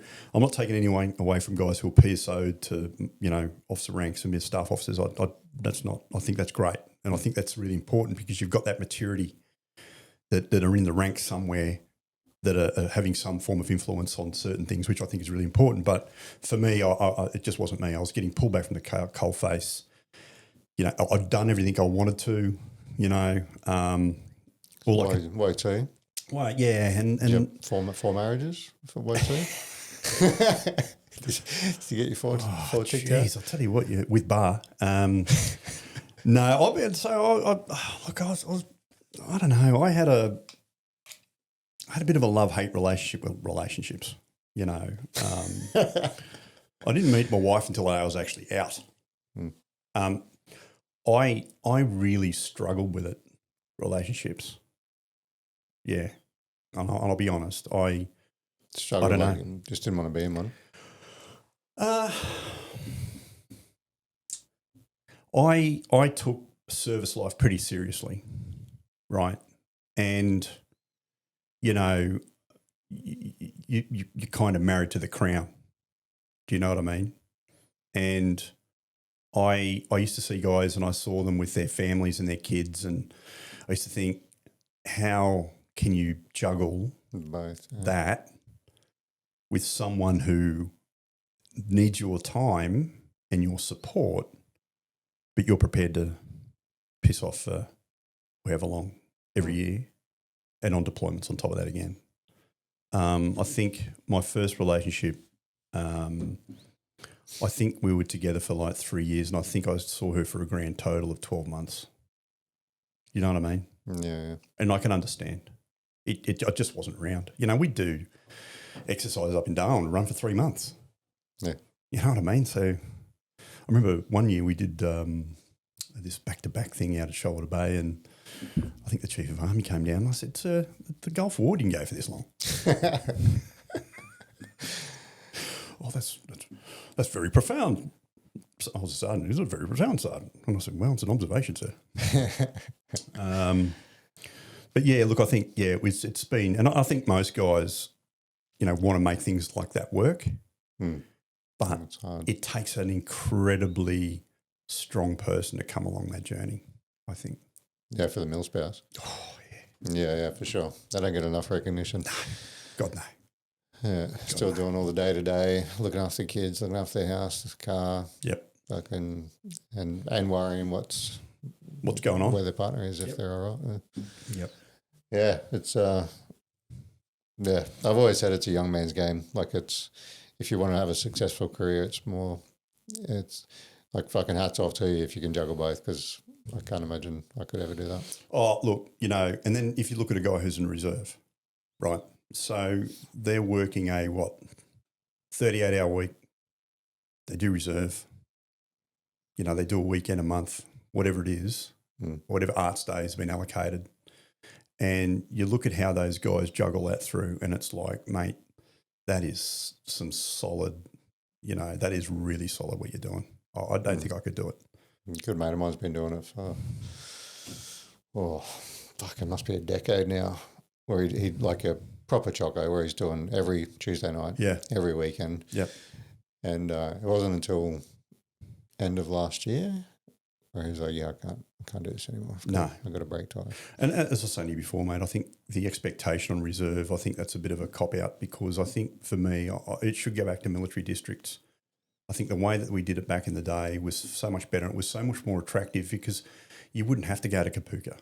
You know, you get taught the knife, fork and spoon. You get taught how to use a firearm. You know, you get those qualifications, but you're under supervision, right? It's not like you're just an ARA person, right? You automatically know what you're doing, right? But when that whole pay trade piece came in, and I think it would have been the early 90s from memory, guys would walk out overnight because they just couldn't commit. You know, going to Kapuka for 3 months. Who can go to Kapuka for 3 months as a civvy? I mean, what employer is going to go, yeah, mate, well, that's great. Remember, business balances everything by the dollar coin. Yeah. Right? And if he needs you to getting product out the door, dude, I can't afford that. You know, as much as your reserve forces support and all this sort of malarkey goes on, at the end of the day, companies live and die by the dollar coin. So when I look at these guys and you do a KFS course or whatever they do and just learn the rank structure, yeah, salute that guy, don't salute that guy. He's a bombardier. He's a corporal. Don't call him a corporal. Whatever you do. You can only tell that from that little bit. Yeah. I think that's probably. I think we need to go back to that. I think the expectations on people are far too high, and as you said earlier, it's a young man's game. But when you're juggling a life, kids, family, let's say, a mortgage, and then you're doing reserve time, that's just off the charts. Yeah. It's a lot of pressure for the partner if you work all day and then you're also away Tuesday nights and you're also away weekends. Oh man, I don't know how they do it. I'll and take you go my on hats courses. You got to do courses as well. Obviously, a couple of weeks here and there. You know? I mean, when I a few years ago when we brought mortars into reserves, so I was with a team that helped rewrite the courses for mortars. Oh, true. I did that course. Yeah, so I was at 210 down in Melbourne. Guy was leading up was a guy called Dean Burst. Dean's out. Dean, myself, and a couple of other guys. We reconstructed the mortar course to make it easier for the reserve to do. So we did the 10-day mortar operator. Then we did the section commander, and it was all broken down so it would align with pay and trade, right? So, you know, as a mortar operator, you'd be still getting paid as a 162 or ECN 162, that is, like as a gun number. And so it sort of made sense, even to the point where we had officer courses where we do all the way up to OIC practice, right? So it was easier for them to do. They come in for a weekend, OIC practice, not end to end, whatever long that was. I can't remember how long the mortar course was. I think it was like 6 or 8 weeks, whatever it was. Yeah, right. We had to just condense it down to make sure people were able to do it in digestible chunks so that it wouldn't put much pressure on their home life, which made a lot more sense, I thought. And yeah, 10 days isn't too bad. 10 days was great. I did that mortar operator course. ECM 161, I think it was. 161, that's right. And I remember our first course we did in Apaka. We did it, I think it was Site 13 from memory. And we had like 300 people, reserves from around the country, come and do this course. And it was awesome. You know, the crescendo was us doing a live fire. And the guys got stuck in it. It was fantastic. I think we had 3 mortar lines going. And I remember we had the commandant from SFTC came down. We had Commander 1st Division and a couple of others. And I remember them being, this is Puckapunyal, and a mate of mine, Dan Cairns, was the FO. Dan's up on the hill. And the guys were saying they'd never seen tighter fall of shot in mortars in their life. And I said... That's because the infantry was doing it previously. Mortar. It was bubble, post rubbish, right? And I said, because I remember talking to the guys, going, where is that in the drill pan? Where's this bubble, post thing? And I said, oh, no, that's just what we do. And I'm like, well, that's not safe. I think it could go anywhere, right? You know, and the mortar's digging in. Anyway, it was fun. It was good times, but yeah, I miss those days. They were the days that I really enjoyed, you know, out there shooting. Yeah. That's good fun. Yeah. Wonder how much blast over pressure you've been exposed to.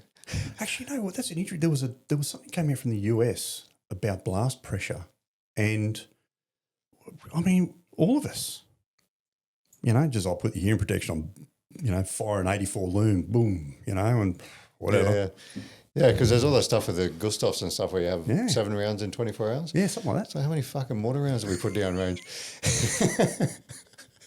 Must be 124 hours. Oh, look, it was. And then if you get up to the even when we had the 155 guns, the M198, even the M777, and you fire in white bag charge 7, because that's the highest charge, apart from going to red. Red bag's when you're really sort of launching.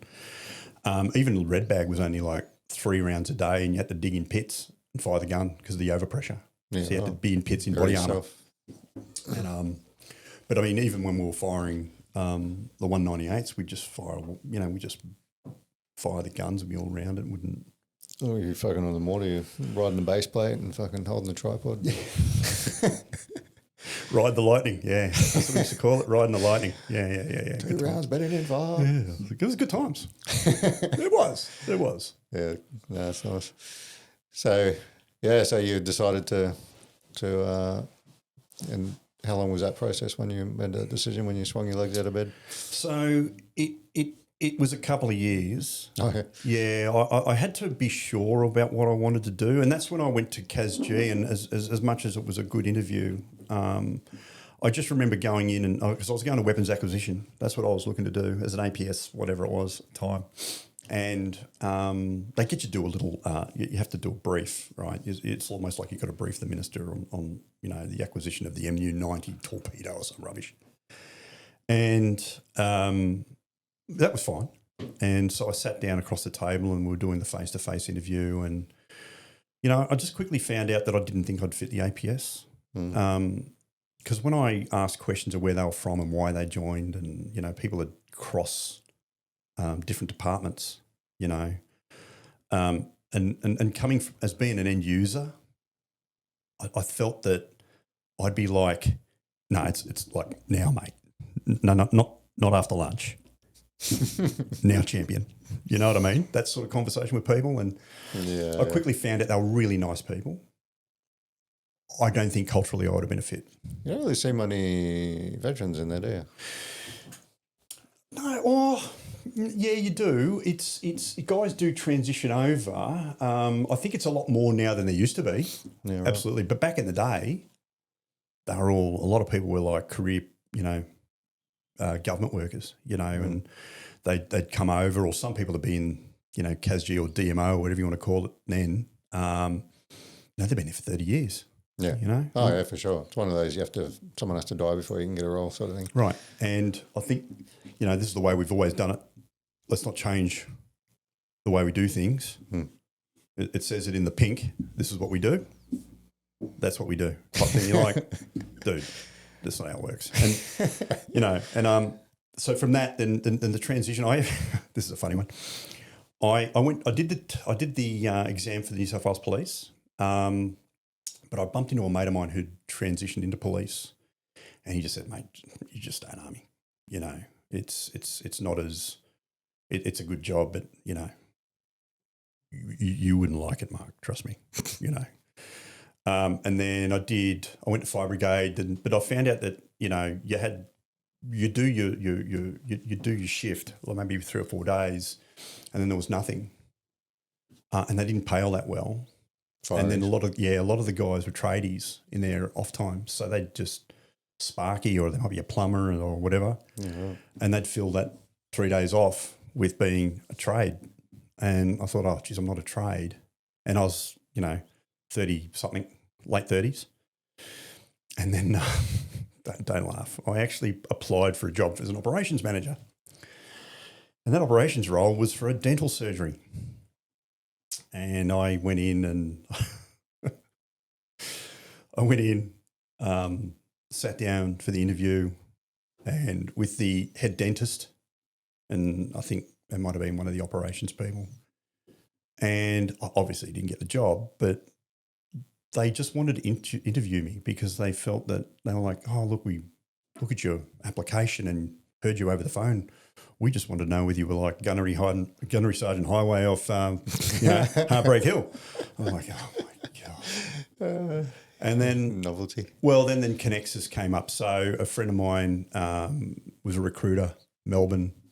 I didn't know what to do, so I send my CV down to him, and he goes, "Hey mate, listen, there's a recruitment company in Sydney. It does defence recruitment."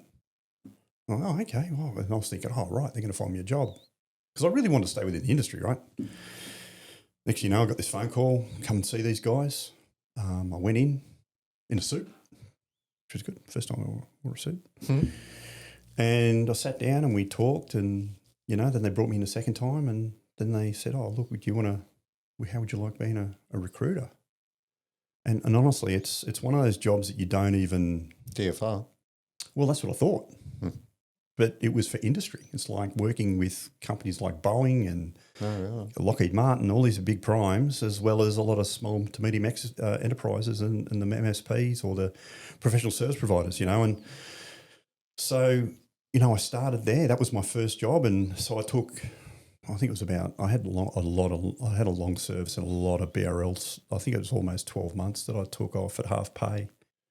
And, I went and I started work in learning this new career, how to deal with people, which was interesting. I was actually talking down the phone with a knife hand. You will, from here, do this, Yeah, at the speed of 1,000 stale gazelles, you will. And then I started to realise, how much I was able to help veterans, in particular guys who were getting out. So they'd see me and they go, oh, Mark, how did you, what do I do here? And this is the whole point I'd make there is that I'd start talking to guys about what to think about, where they want to live, right? Because a lot of guys go, oh, I'm just going to go home. I'm like, well, okay, that's cool, but what's at home? What can you do, apart from buying a Jim's mowing, can you do in, I don't know, Mollymook, in the south coast of New South Wales? Well, what are you going to do? Become a fisho, righto? And try to help them understand how to go through that planning. So I'd always talk about sort of setting up a notebook and having, a tab for each particular subject, whether it was location, job, salary, education, just to put your thoughts into something. Yeah, a bit of a planning manual. Bit of a planning manual, right? And you talk about that and what to expect, because a lot of guys don't know what to expect, and because the one thing I said to them is, look, you're going to get out. People don't care about you with this rank. They don't look at you like that. They don't know what it means. They don't know what it means, right? Yeah, sure, you're deployed here, and here. That's great, but they really appreciate that, but that's not what they do. You need to just accept that people are going to look at you a little bit differently, or they're going to look at you like they look at anyone else. You have to accept that, And so from that sort of point that I joined and being able to do that is sort of helping primes, SMEs identify really good quality skill sets, which helps deliver capability, right? And this is the point is being at the operator end and making sure that the gear that you delivered is actually going to do what it's designed to do, not what does that button do? I don't know. Because I found everyone who, and I'll use this as an example, remember the plugger, the GPS, that big green box GPS? Oh, yeah. So engineers built that. Yeah. And the way engineers have built it, because it had a lot of hidden keys, right? That's great for an engineer, but to some guy who's under fire, right, whose vision stovepipes and your hearing goes down and the stress levels go up, you want one button, push, work, push, work, not, oh, geez, I've got to go through these menus. Oh, I wonder what this means. And you've got this shit going everywhere. And hold start for 3 seconds, then push 1 3 times. Hey, guys, can you just stop for a moment? It's just buggered up a bit. I just need to, you know what I mean? So I think that influence of being able to talk to engineers and say, listen, hey, looks great, but I'm going to throw it at the back of the cupboard and it's only going to come out for a stock take. I try to help them understand that and try to get them to think, right, what is the stress? And I think that's a big thing for members, is to be able to get involved with these sorts of companies, to sort of sit there and go, well, hang on, as an operator, as an end user, I need this to do X, Y, and Z. Why are you doing 1, 2, and 3? That doesn't make any sense to me. This makes sense. Can we try to bring that in to make it more effective and more useful? Yes, I can do that. But they would never have known that hadn't you had some experience. So, a lot of them use veterans, don't they? The defence industry. Now, yeah, it's great. It's a lot of companies have got pathways. I remember talking to a couple of primes about creating a veterans network where they could look at people getting out and then put them through a what's that test we were talking about? It's almost like just to try and work out what they're good at, right? And then maybe put them through an adult trade scheme, like them for electrical or mechanical or whatever, to help these guys make those transitions. Now, that's all right for the big cities, but if you're going back to Cootamundra, New South Wales, what do you got? Uber, gym mowing, Uber. It's just what I mean. So I think it's setting yourself up to understand where you need to be and what roles are going to be available for you, you know, but it's to manage expectation, you know. You get out of defence, you get a good pay, a good salary, you get, housing, you got medical, all these other things. We'll cut that away. Now you're just going to get a salary and superannuation. It's up to you, yeah. You need to make sure you're financed for that because no one's paying. I mean, I was talking to Lance Jack the other day and he's getting on about 110 grand, right? And I said, mate,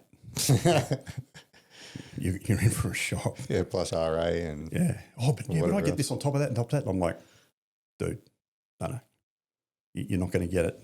You need to be ready for that financial change.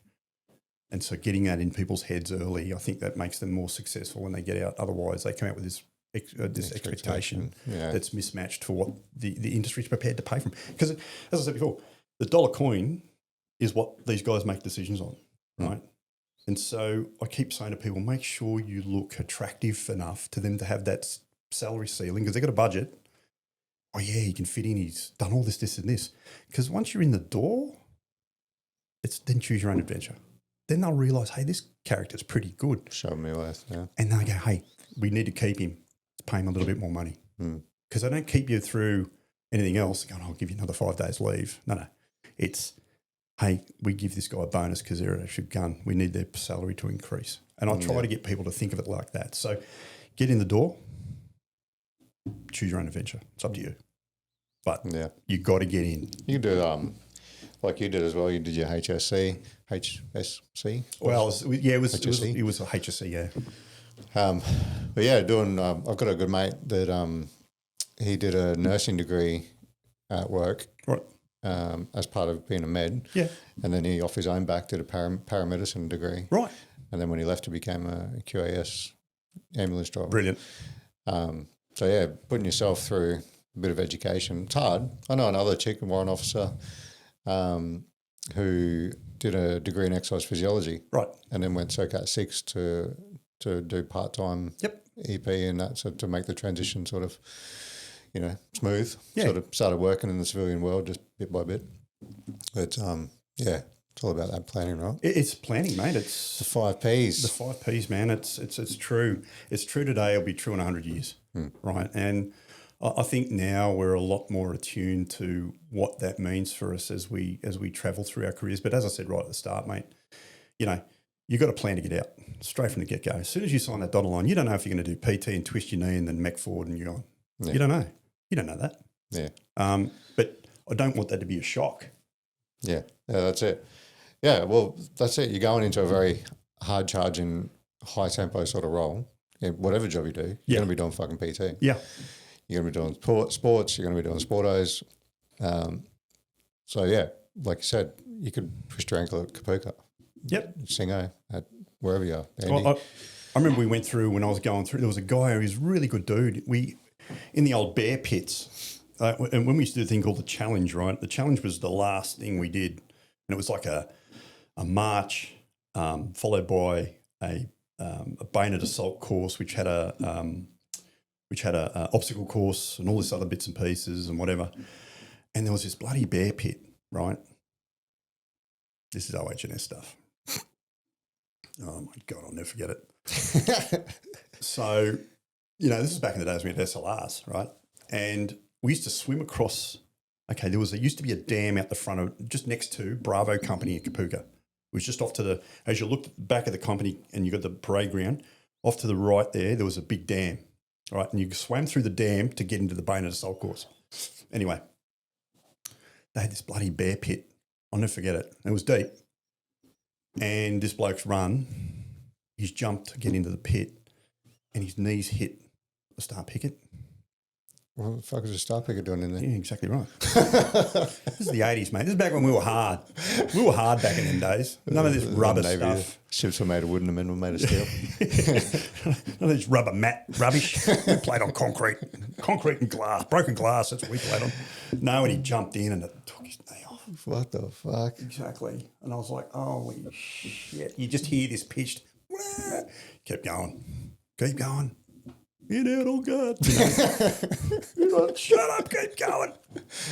Actually, Steve Beaumont, that's it. Steve Beaumont was my section commander. He was Army Engineers. He got out EOD with Queensland Cops. So, yeah, Steve's still getting around. He's retired now. But some fucking acronyms for the civilians watching at home. A bear pit is like a concrete sort of swimming pool, I guess you would call it, that it's usually filled with murky water. Drinkable. Potable water. You jump in and usually all weapon and webbing and stuff on part of an obstacle course. It was funny. We did it ours in the middle of winter in Wagga. Yeah. And it was that cold. I was one of the first guys through, because you had a rope. You had to pull yourself across this dam, right, and hold your weapon out of the water.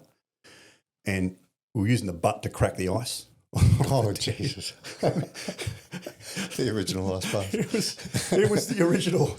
And you had someone in there and you'd see some guy in a wetsuit off to the side there and he's next to a fire and he's going, keep going, you pansy. And you're like, yes, corporal. I'm not a fucking corporal. Sorry, Bombardier. And you'd get in and you'd go but I mean, there was the elation of getting to the end of that challenge and knowing that you'd complete, because Kapuka back then, and I mean, it probably, I don't know what it's like now, but it was really goddamn tough. We started with I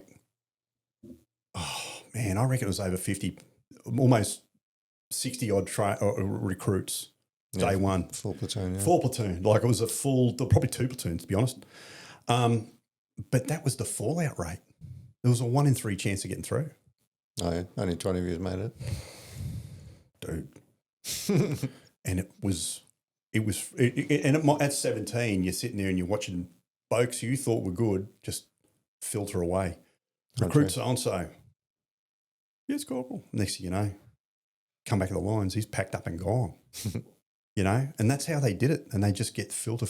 And by the time you got to the end of the 10 weeks to do your last 2 weeks to get out, whatever it was, you get into the end there and then you find yourself like you're one of the originals, because you get back squatters, guys who've been back squatted, or guys who've come out of the, what was the platoon called? The Weary Donlap platoon, I think it was called. And then they come in and they do the march out with you. It was a real sense of achievement back then. And it was the few, the proud. Yeah, it was really, but it was a really emotionally, and the whole purposes of it was to take you away from being this individual to a team member. And I think this is what I come back to, that whole, soldiers club and living in the lines together. You have those people that you can fall back on who are a part of everything, and I think that's where that bond is really important. And I think the bean counters don't sort of get that, and I think that's a real psychological risk that I see that could be countered if people just accept the fact that that's the way service life is. Yeah, for sure. You could probably fix a lot of the retention issues too. Oh, massively. I think, I reckon that would change retention in a heartbeat.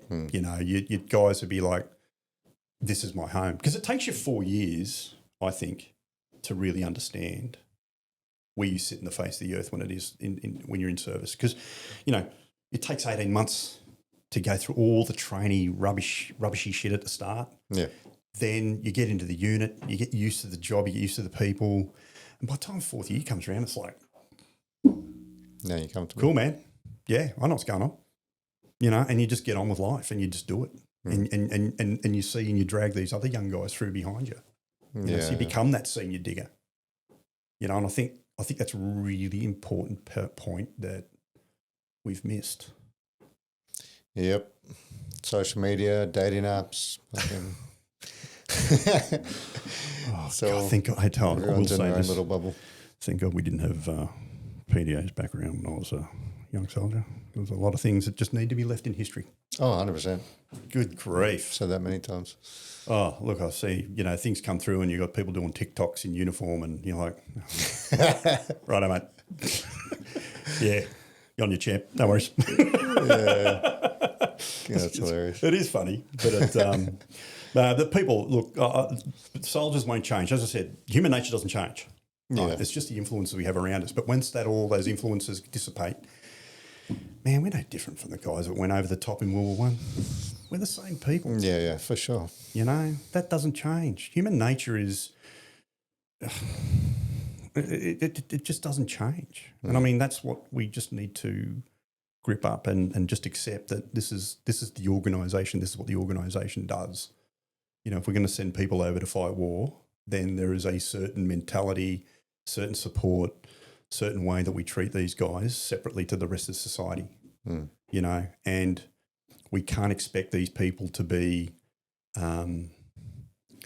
like the Department of Health, or the Department of Main Roads, I think, you've got people that I knew, well, you probably know yourself, very much break glass in case of war.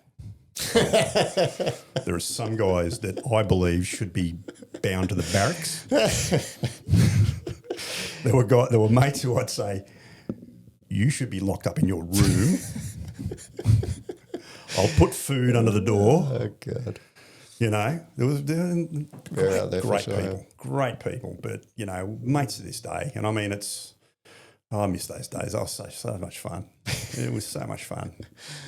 So tell me about this distillery stuff you're doing. So Wet Canteen, as I said earlier, Brian, Greg, myself, and Trent. We tried to just come up with a different way of delivering something that it was almost like a memento type way of doing business. We could see unit birthdays, we could see units doing particular things, whether it was, the Navy, Army or Air Force. And we just come up with an idea where we could do a labelling, find a really good whiskey or a gin or a rum, from an Australian distiller, to be clear, partner with them to come up with something that people could take away and say, hey, that was really good. This is a really good memento.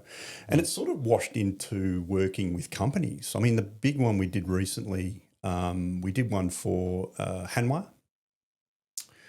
And I remember I was getting harassed at like 2:00 in the morning. Mark, how do I get myself on my hands on one of these bottles? I said, well, hey, listen, go and punch it out with the MD. I'm pretty sure he'll give you one. Don't ask me. It's their stuff. But we come up with labels for them with the whitetail, which is, they named everything after spiders, right? So you got the redback, which is the infantry fighting vehicle. You had the huntsman, which is the SPH, and then you had the whitetail, which is their version of a HIMARS, right? And we came up with those 3 different bottles for those guys, and they designed the label how they wanted it, and they look spectacular. But that was the whole thing. And the premise for that was, if they've got a subby or a client that they work with, it was a memento for them. Now, the trick to the whole point was that you give someone a plaque or a challenge coin or whatever, they're just going to throw it up the back of the drawer and you never see it again. Bottle of whiskey, that's going to sit on that shelf. And everyone who walks in that room is going to see their label, their little company logo, and go, oh, yeah. Or on a Friday when they're going, when am I going to get to do this? Oh, yeah. What are you up to? I'm just having one of your whiskies at the moment. And, it was like a bit of a marketing thing as well. But at the same time, unit birthdays, we've got one coming up which is going to be for Operation Slipper. We've got a box set coming up that we've decided to put together a bit of a plan for that, which looks pretty good. Thing. Well, it's almost like commemoration. It's in a box set. We've developed some labels that are coming up.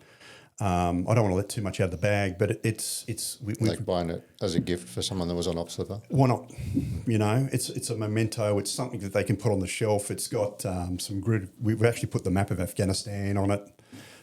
You know, there's a lot of little bits and pieces around, you know, what the guys have done and deployed and all these sorts of things. And it's sort of, we've also got the list of the guys who passed away during that activity.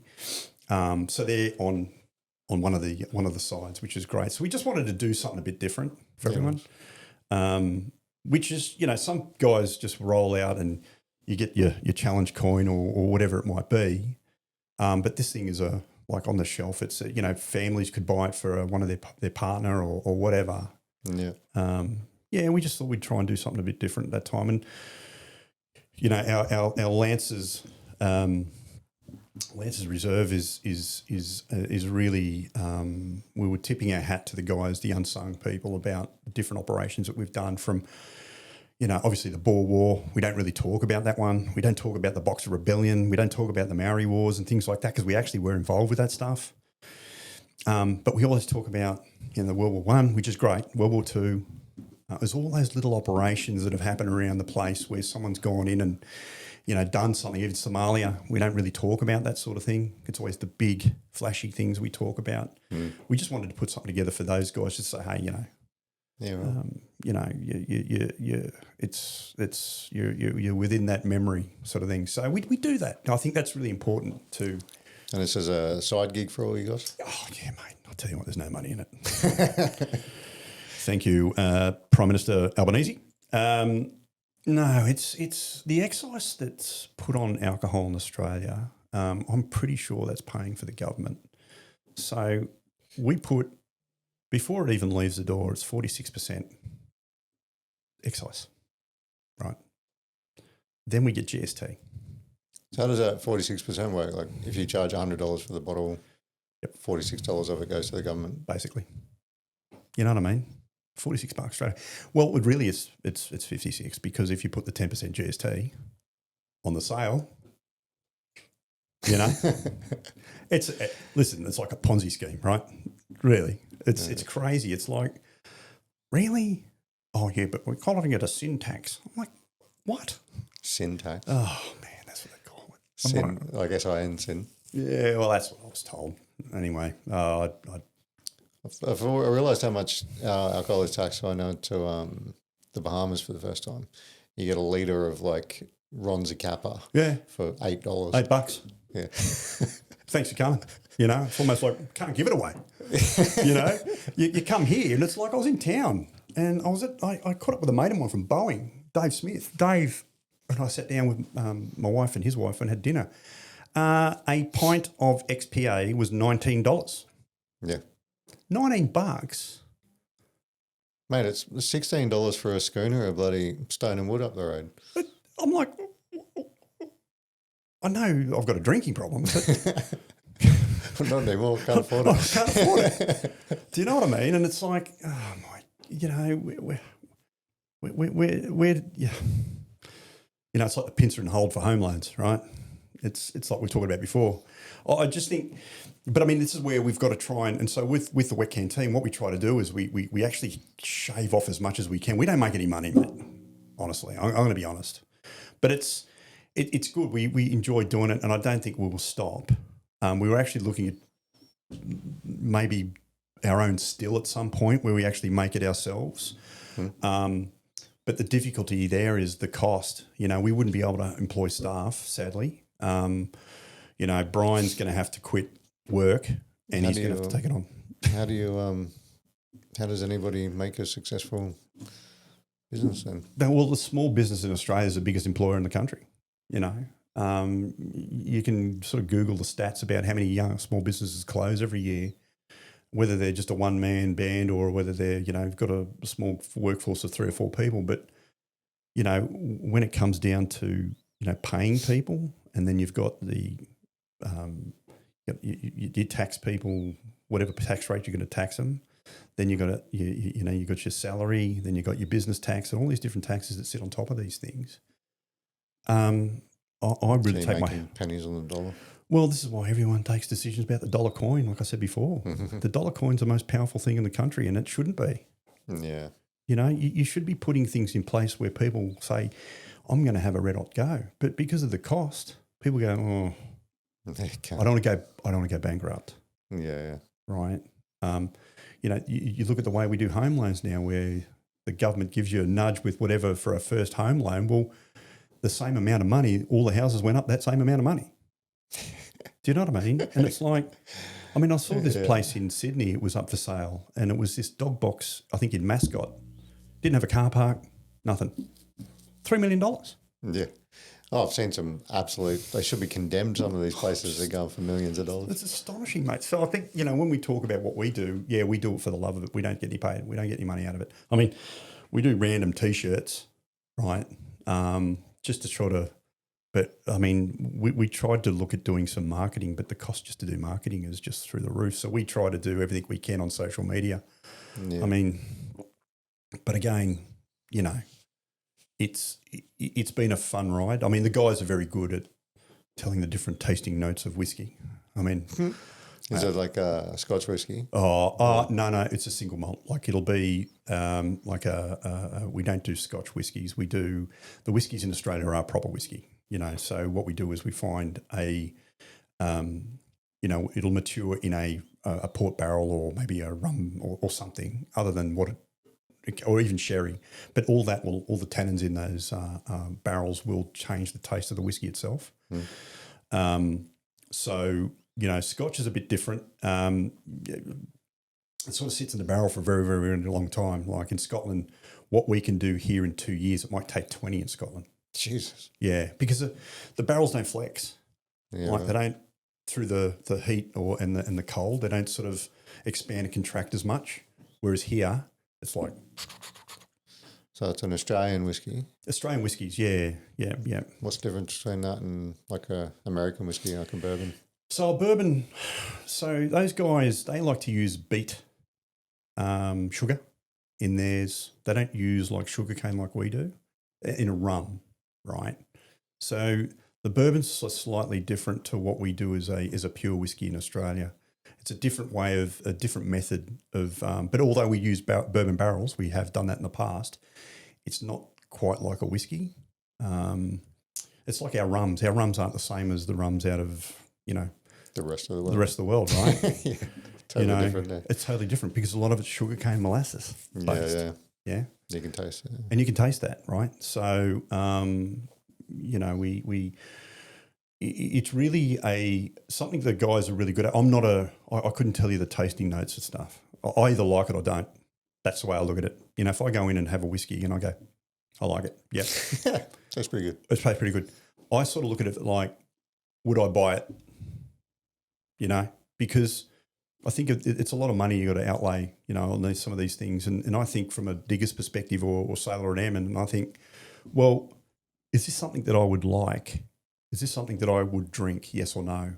And some of them are pretty, you've got to have a certain taste bud for that type of whiskey or that rum or whatever.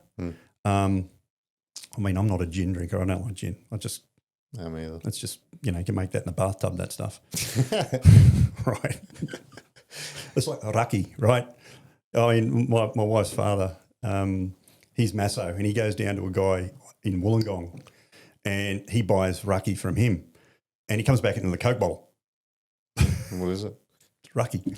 It's in a Coke bottle. What's raki? It's their spirit, right? It's the Massos. I mean, it's pretty much a regional thing, but they call it raki, right? And it's first thing in the morning, shot of raki. Oh, really? Yeah. Go the fox, you know. Highly alcoholic? Oh, well, yeah, it's pretty solid stuff. Moonshine? Yeah, it's pretty much moonshine, right? So, but yeah, look, I think we sort of spend a lot of time going and visiting distilleries, getting to know who they are. I like working with the smaller distilleries because I think, you know, they put a lot of effort and time into what they're trying to do and to come up with a product that maybe is a lot different to whatever else is out there in the market. And so we spend a lot of time looking at these guys and working with them. And there's been some pretty darn good sort of operators out there that are small businesses trying to make it, right? And so I think if we can do our bit by helping propping those guys up, hey, I'm all for it. Yeah, Nice. nice. Even though we're just a small little bloody company. Yeah. So with the average punter, like what is it just buying sort of memorabilia bottles or bottles that you'll have ranges that might appeal to somebody, or can they just buy from you on a day-to-day basis as well? Or? Well, what we're doing now is we've actually identified that. So what we can do is, if someone comes on, they can actually make their own labels now. So you select the type of, alcohol, whatever that might be.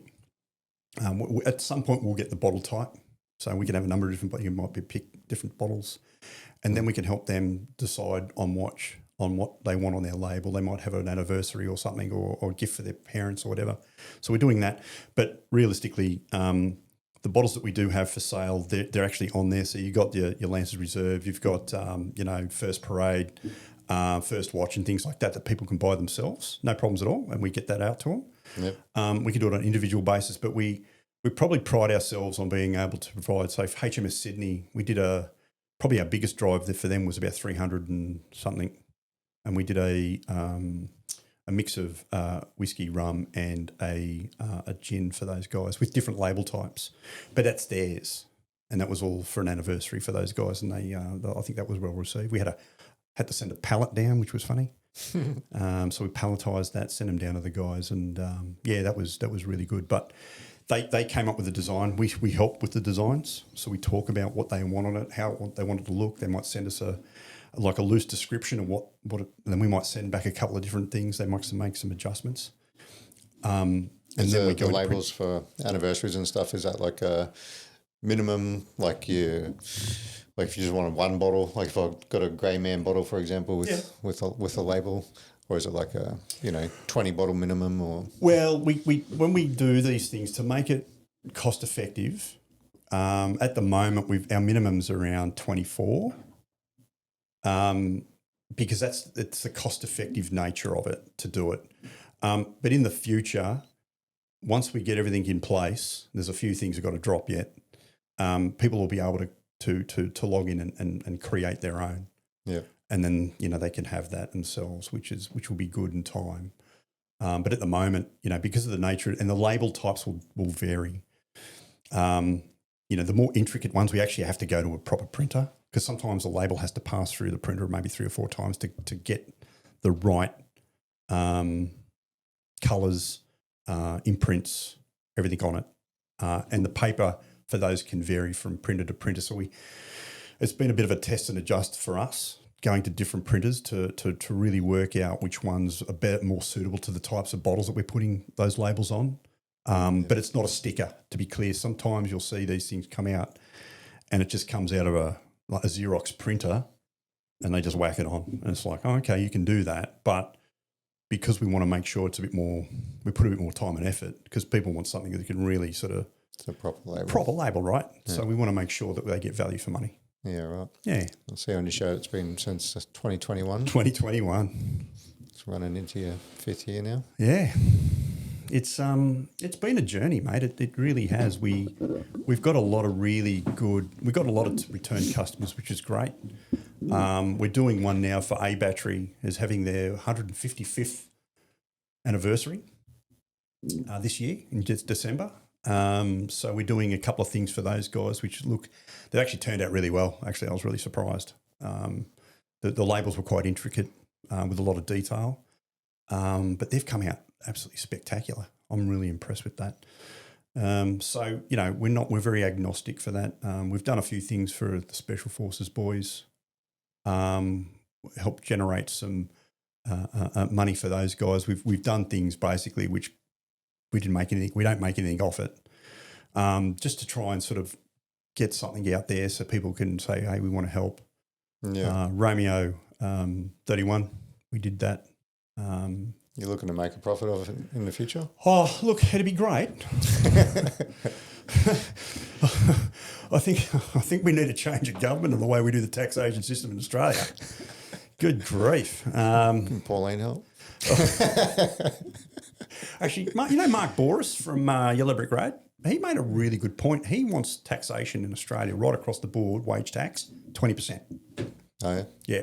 He said there is no reason why we can't do it, given all the excise and all the rubbish we do on top of that. If Australians had a flat rate of 20% right across the board, he said we'd see a marked difference in the way the economy would work. And I sort of take advice from guys like that who bounce around this stuff more often than anyone else. Yeah, he would know. He knows something, you know. I think, until something like that happens, I find it really difficult because if you think about the different distillers, and I'm not having to like Lion Nathan and all these other big organisations, foreign owners, they buy up the small guys and they can absorb that sort of tax. It doesn't make it because they're not selling 30 bottles. I mean, they're selling like Millions. thousands, right? And if you're a bourbon guy, you go and get your Jim Beam or you get your Buffalo Jack Trace. Daniels, you know, you're always going to do that. Whereas, small operators, we actually have to go into some of the bottlers and try to sell directly to them and say, hey, look, you're an independent. Please. Can you take 4? I mean, that's a sale for us. That's a really big deal for us, right? But we just, these big foreign-owned, like the guys who own Asahi, they are massive. I guess the thing with it too is that it's expensive, right? So you sort of go with what you know and what you trust. If you see a new bottle on the shelf for $100, you're going, oh yeah, I'll try that. Yeah. It's $100, only $100. Yeah. In this economy, you're like, no, I'll stick to the $40 bloody, knuckle duster or whatever it is.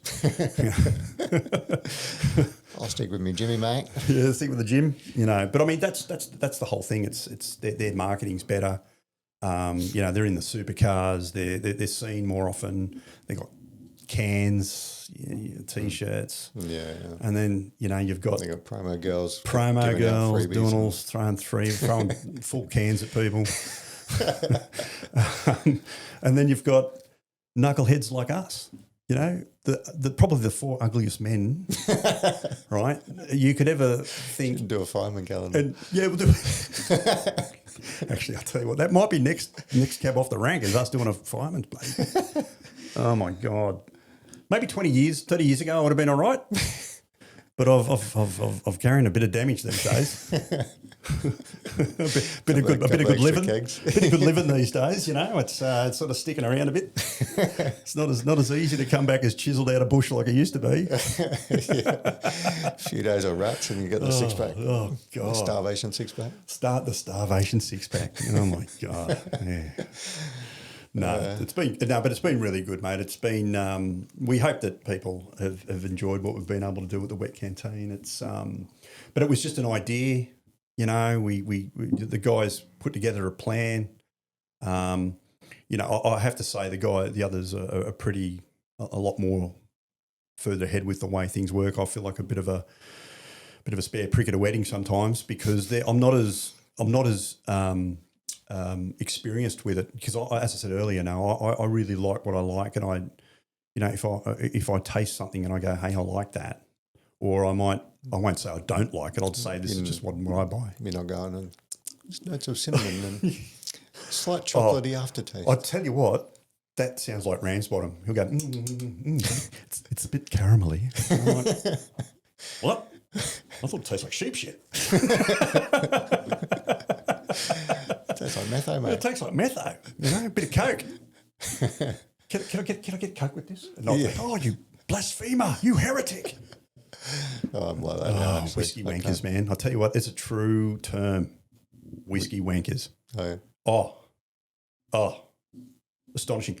So when we did the Lancers Reserve, we've actually put that in a competition, right? So the guys at White Label down in Tasmania helped us put us together, but the guys were really, like Brian and Greg and Trent, really knew how to mix the barrels to get this particular blend, and it was great, Anyway, we put into the this competition and we won it. Yeah, right. So we got a gold medal, and I'm like, what does that mean? Oh, I mean, we can put it in our, you can put it in as a part of your letterhead, you can put it on your email and say, oh, we want a gold medal. I'm like, oh, okay, cool, man. Did we get any money? Means Dan Murphy's won it. Yeah, well, 10,000 units. Yeah, that's it. Oh, yeah, no, you automatically win 10,000 units and it goes straight to Dan Murphy's around Australia. Congratulations, fellas. Oh, fantastic. That'd be great. What am I doing sitting here? You get a little circle you can put on you. Just wear it. Go a little. You know. No, but it's been a lot of fun, mate. Yeah. Yeah, nice. Well, I hope it grows and gives you guys the whatever you're looking for out of it. Success. Raging success. Raging. Become the next Buffalo Trace of Australia. Yeah. Well, there's always options. We need some investors, though. So anyone's listening wants to invest on, in the riches. They've got a gold medal.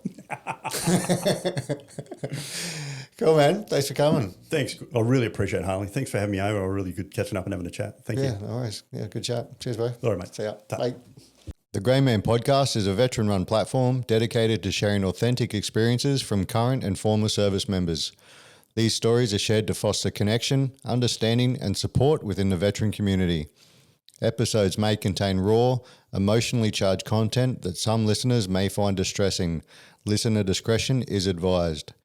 The views and opinions expressed by guests are their own and do not necessarily reflect those of the Grey Man Podcast, its host, or affiliated partners. The Grey Man Podcast assumes no liability for any statements, opinions, or representations made by guests during interviews or discussions.